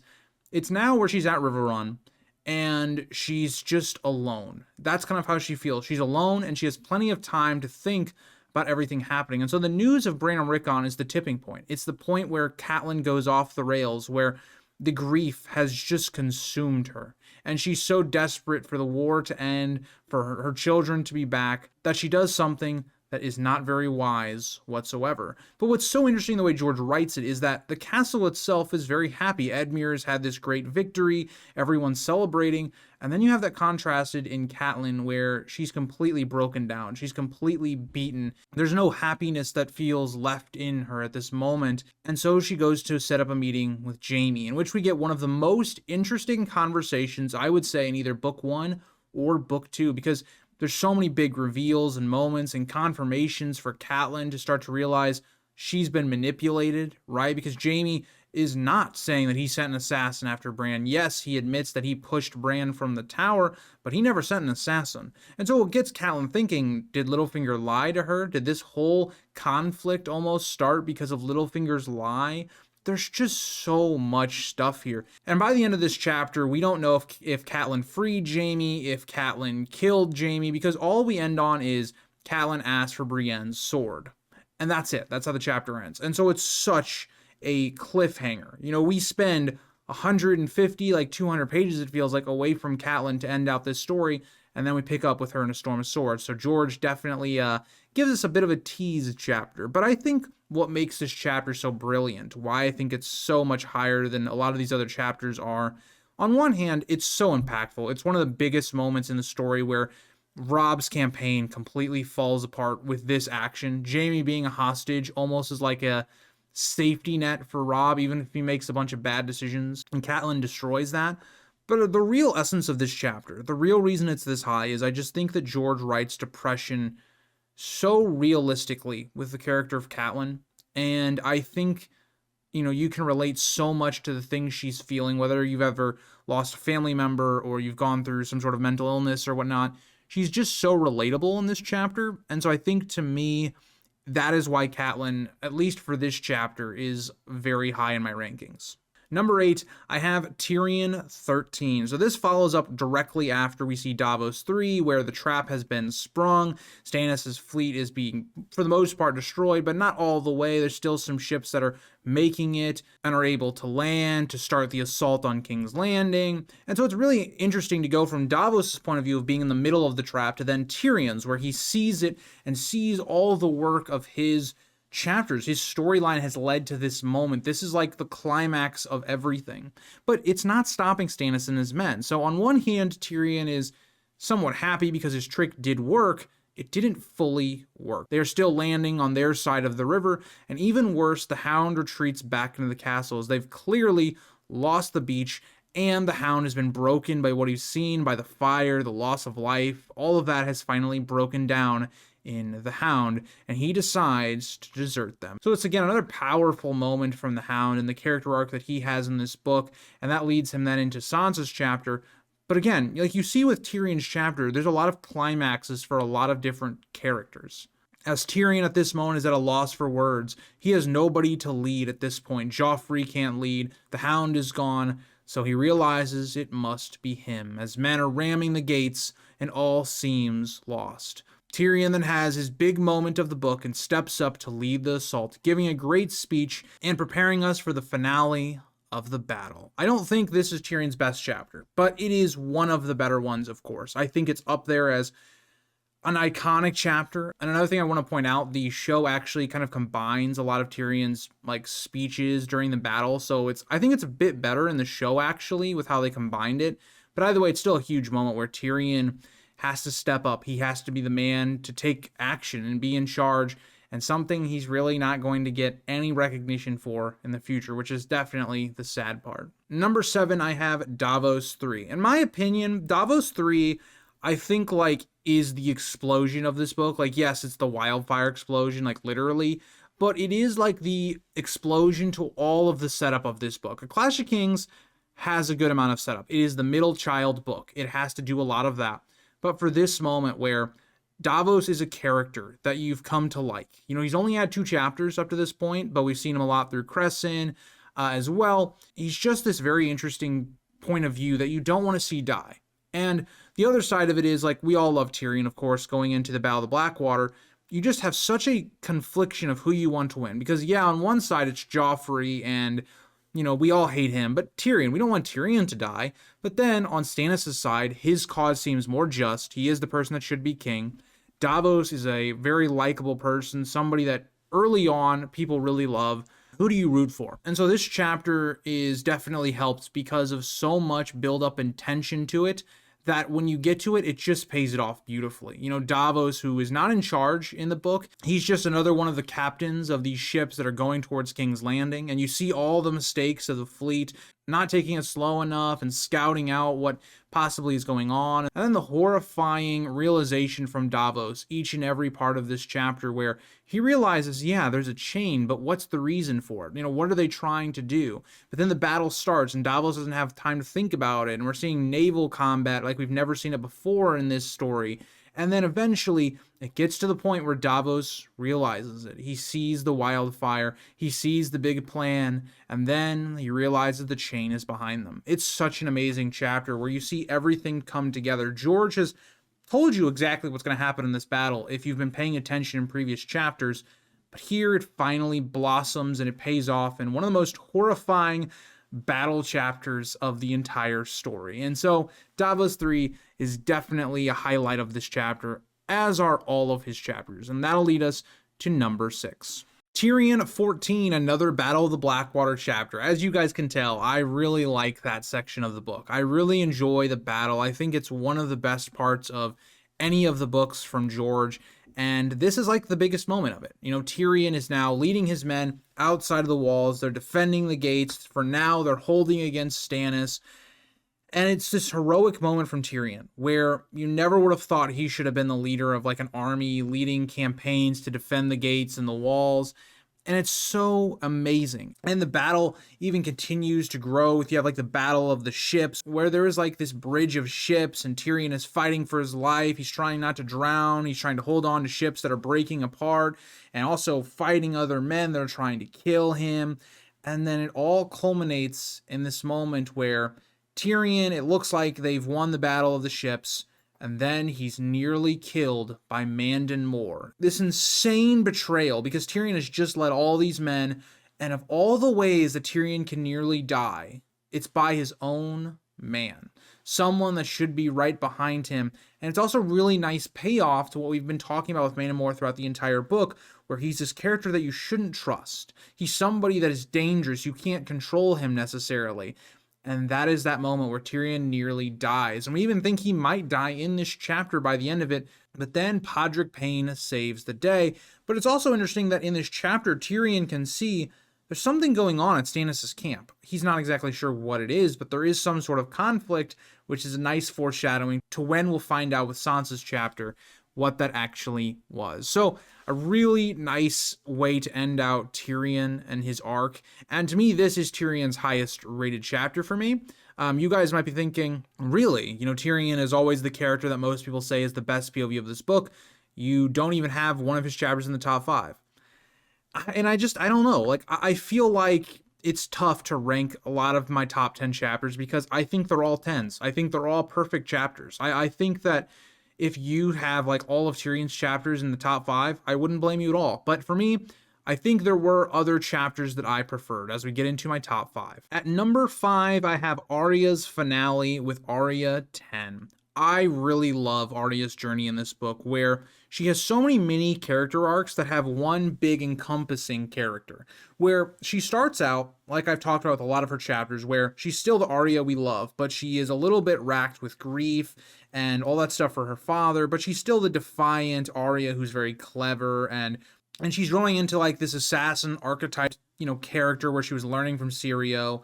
And they're on the road trying to get back north, and things go wrong, and eventually Arya is beaten down to feeling like nothing, that she is just a cog in the wheel. She has no real ability to act. She's lost that. And so by the end of it, when we finally get to Arya 10, after Weasel Soup, all that stuff that happens in Arya 9, Arya is a lot more of a confident character. She's even willing to speak out of turn with Roose. She's somebody that is willing to try and escape Harrenhal, even if it means her life, because she's not going to be, a slave anymore. She's going to escape.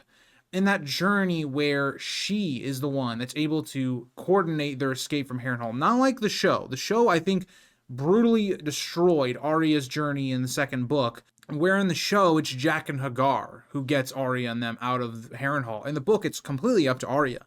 Arya having this great plan where she goes up to the soldier, offering him a coin. Even though he knows it doesn't make any sense, it's still a plan that works. And Arya murders this poor guy. And I say murder because it was intentional. Arya was trying to kill him. This guy didn't do anything necessarily to Arya. It's this moment where Arya starts to become more of a vengeful, like, killer-esque character. The character we're going to see when she becomes a Faceless Man, where she's assassinating people. This is the start of that. And so I think that journey from where we start with A Clash of Kings to now the end and into A Storm of Swords is so powerful. It's a really big moment where it's a tragic thing that Arya has had to grow into this person, that she had to kill this person to survive, to get out of Harrenhal. It's a fantastic moment, and that's just Arya's journey for this chapter, right? What I love about it. The other parts of it is, it's oozing with tension. It's oozing with foreshadowing with the Freys, who are now upset with Robb, as Robb has just married into Jane Westerling. We don't know the context yet. We're not even necessarily sure what actually happened, but knowing hindsight, we see Elmer Frey, who is meant to marry Arya, and he's crying and all this stuff because he was going to marry a princess. It's all great foreshadowing. And then you see Roose and the Freys, where you see the beginning of the Red Wedding. You see the beginning of that plan where they're already kind of conferring that Robb should bend the knee. And we even see that Roose goes hunting for wolf pelts and actually gets some. It's such a fascinating chapter because it is the essential chapter for A Storm of Swords for the Red Wedding, but it's also essential for Arya's character. So, and every part of it is paced beautifully. Character works great. The building blocks for the next book are fantastic. I love this chapter so much, and it's kind of the chapter I think of when I think of Arya in A Clash of Kings. Coming in as my second top-rated Catelyn chapter, at number 4, I have Catelyn 4. George just kept the ball rolling. So Catelyn 3 is the Renly's Peach chapter, but after that, we have the fallout. And it's so amazing because we start out the chapter right away with Catelyn going to Renly and trying to figure out, can there be an alliance? And it seems like there can be. But then all of a sudden, and the way George describes it, because remember, in the book, we don't know about the Shadow Babies yet. We don't know that's a thing until Davos's chapter following this. So we don't know what's happening here, but Catelyn seems to feel this ghostly feel or wind presence go into the tent, and then we see Renly die. One of the most impactful moments of the entire series. A twist that I never saw coming when I watched the show, because I watched that, at least the early seasons before the books. I never saw coming. Well, okay, I shouldn't say that because you see the Shadow Baby happen in the show. So, I didn't expect the way Renly was going to die to be a Shadow Baby until the Shadow Baby scene happened. But either way, you get the point. You didn't expect that to be how Renly dies. And that has just massive repercussions because now, Stannis is going to get a lot of Renly support, at least the Stormlanders. And at this point, the Lannisters are looking a little better now because they don't got to deal with Renly, who looked like the slam dunk he was easily going to win. He had all the men, he had all the support of the common people. He was going to win if this didn't happen. And then, that getting paid off later on in the story when we find out that Renly's ghost is the thing that defeats Stannis.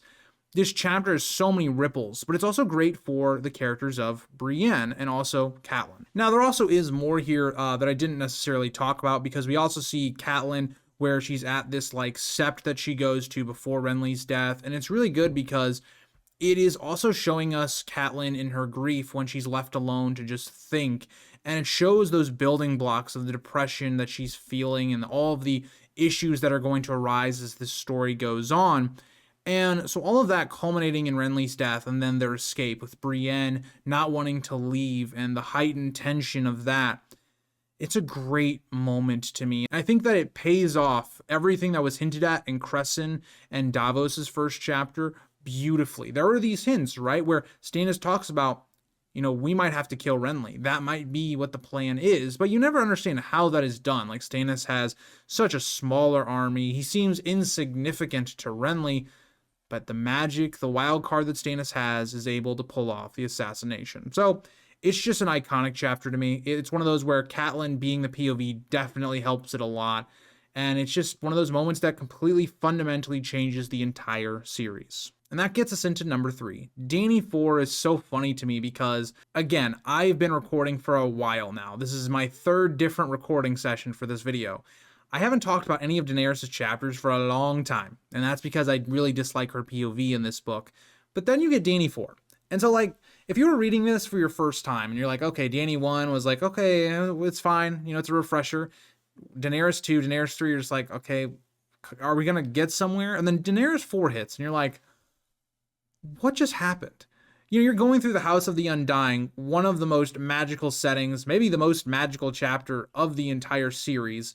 And Daenerys is just getting all these prophecies. She's getting all these visions that even to this day we look into and are like, what do all of these mean? We have ideas, but we're not even sure. We have foreshadowing to huge moments in the series like the Red Wedding, or even the idea of the prince that was promised, or the 3 heads of the dragon, or these betrayals that Daenerys is going to get. And then by the end of it, her meeting these Undying, and then Drogon saving the day. It's just an incredible chapter. Daenerys 4 is kind of what I wished this storyline had been more about. Daenerys having something where she's working through these prophecies and all this other stuff. I kind of wish the House of the Undying had almost been her second chapter. As soon as she gets to Karth, she goes to the House of the Undying seeking answers and all this stuff. And then for the rest of the story of A Clash of Kings, it's her wrestling with all of this stuff. And maybe it's motivating her to do certain actions or to not trust anyone. It just feels like this chapter happens a little too late given the storyline. But overall, it's fantastic. When I say when you go read A Clash of Kings, you can skip all of Daenerys' chapters, you cannot skip this one. It's fundamental. This chapter has such a huge influence on Daenerys as a whole that she consistently thinks of things that happen in this chapter, even in A Dance with Dragons. It's the stuff that we say with D&D that they always forget. They have a huge moment, and then our characters don't really reflect on it seasons down the line. That's the opposite of George. And so I really love this chapter. I don't know what there really is to say about it. I usually do a little plot synopsis, but the plot synopsis. She goes into the House of the Undying, she gets a ton of visions, she gets a ton of prophecies, and then she burns her way out. That's it. So it's a fantastic chapter. It always has to be, in my opinion, in your top 5, at least for Clash of Kings. If it's not in your top 5, I really question it just because it's such an amazing chapter, but it slots in at number 3 for me. Number 2 is Davos 2. And you guys might be thinking, really, this is the chapter that's up there for you, even though over all the action chapters, all that kind of stuff. But I think this might be one of the most underrated chapters of the entire series. I don't know how people rank this chapter, but let's talk about what happens. So firstly, we almost get like another mini Renly's Peach chapter with the idea of Stannis' camp, and they're at Storm's End. They're trying to negotiate with Sir Courtney Penrose about surrendering the castle. And it has like such a similar vibe, right? Where you have Stannis, who wants to take the castle. He has all of now Renly's men who are backing him, and Sir Courtney Penrose is not willing to give up Edric Storm, all that kind of stuff. And it's so amazing because Sir Courtney Penrose is such a fantastic character. And so all of this is amazing because he's putting all these followers of Stannis that used to be Renly's in their place, and it builds to a boiling point. And that's just kind of the opening. That's not even the best parts of this chapter, in my opinion. The best parts is when we see Davos and Stannis, and the two talking about what's happening. How do they take Storm's End? Also, Renly's death. And Stannis is deeply affected by it. You know, he has all these rationale to say he wasn't necessarily involved, that he was asleep. But then, you know, he dreams of all of these things happening. Like, he dreams of Renly's death. But he also feels immense guilt, you know, saying that he once loved his brother. You know, he hated the man that he became, but he once loved him. And that he was haunted by Renly's Peach. It's what makes Renly's Peach so amazing, is even the after effects, how it impacts Stannis. He's been changed by this. Stannis has visibly, it seems like, aged because of the shadow babies.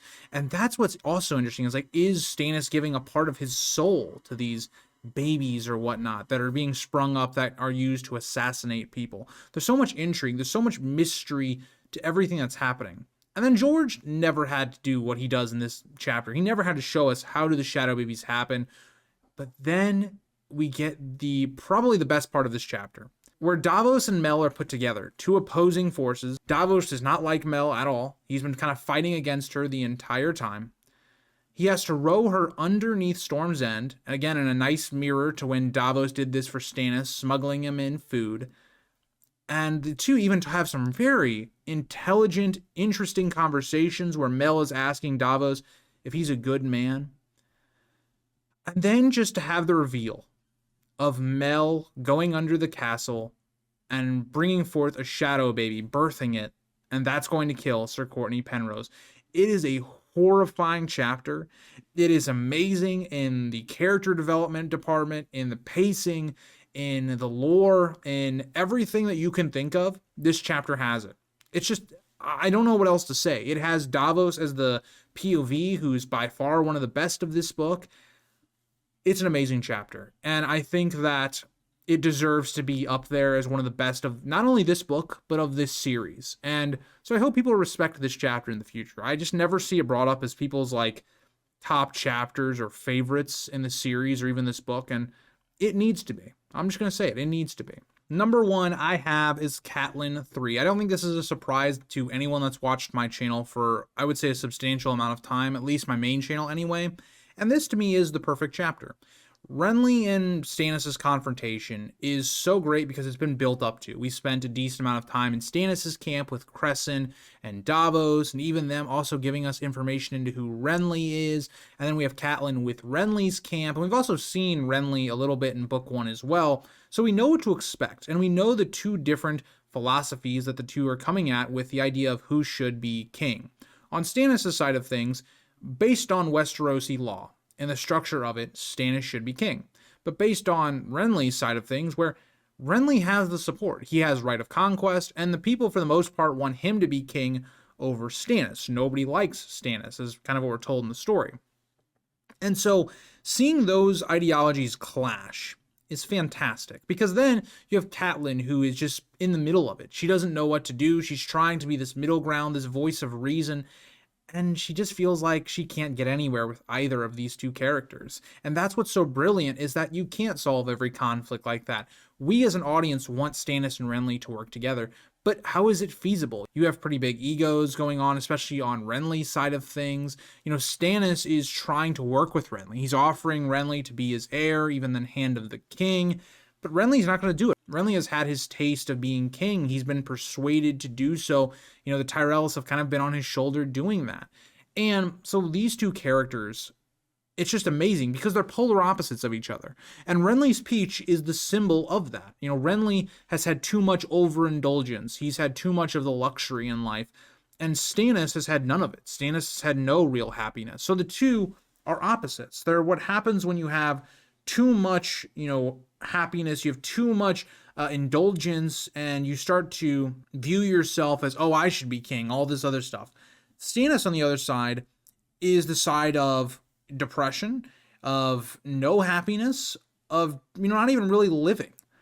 That's the interesting part of this chapter. And it just culminates in this helpless, inevitable feeling that Catelyn has throughout this entire book. In my opinion, A Clash of Kings before this chapter, I think you definitely would have viewed it as, this is kind of a downgrade from book 1. We haven't had a ton of great chapters up to this point, and when Catelyn 3 happens, it's around, the middle of the book. It kind of is around the start of the second third of the book. It's where the whole book changes. It's where this story starts to find itself. It starts to find its footing. It's been a lot of setup for the first third of the book, and now it starts to really grow. The tension of the War of the Five Kings begins. The reason I love A Clash of Kings so much stems from this chapter, what builds into it, and the following effects. Renly's death, like I have with number 2 with Davos 2. And I think seeing it through Catelyn's eyes, I think is also a big point here. I think if this would have been through Davos's eyes, I don't think this would have been the best chapter of this book. And so that is my ranking of all the A Clash of Kings chapters. This video is going to be long. I can already tell based on the raw recording. And I'm going to just say this right away. It's been a fun time doing A Clash of Kings. This is my favorite book. And it really is sad that I'm only going to record probably one more, video for this series, and then it's going to be done. And then we will start looking at A Storm of Swords more towards starting probably in the summer. And I hope you guys all enjoy this one. It's a long one. It's a lot of work. I basically, every month or two after the reread chapters that I've released, I'll go back and I'll write plot synopsises and my overall thoughts on them and then rank them. So, this ranking I've been working on for a year and a half at this point. Whenever the series started, that's when this document I have started. It's 31 pages. So that's basically the script I went through for this whole video. So it's a lot of work. So if you did enjoy, feel free to subscribe, like, all that kind of stuff. I really do appreciate it. And I'll see you guys all in the last video for A Clash of Kings. My overall summary and thoughts on A Clash of Kings. Bye, guys.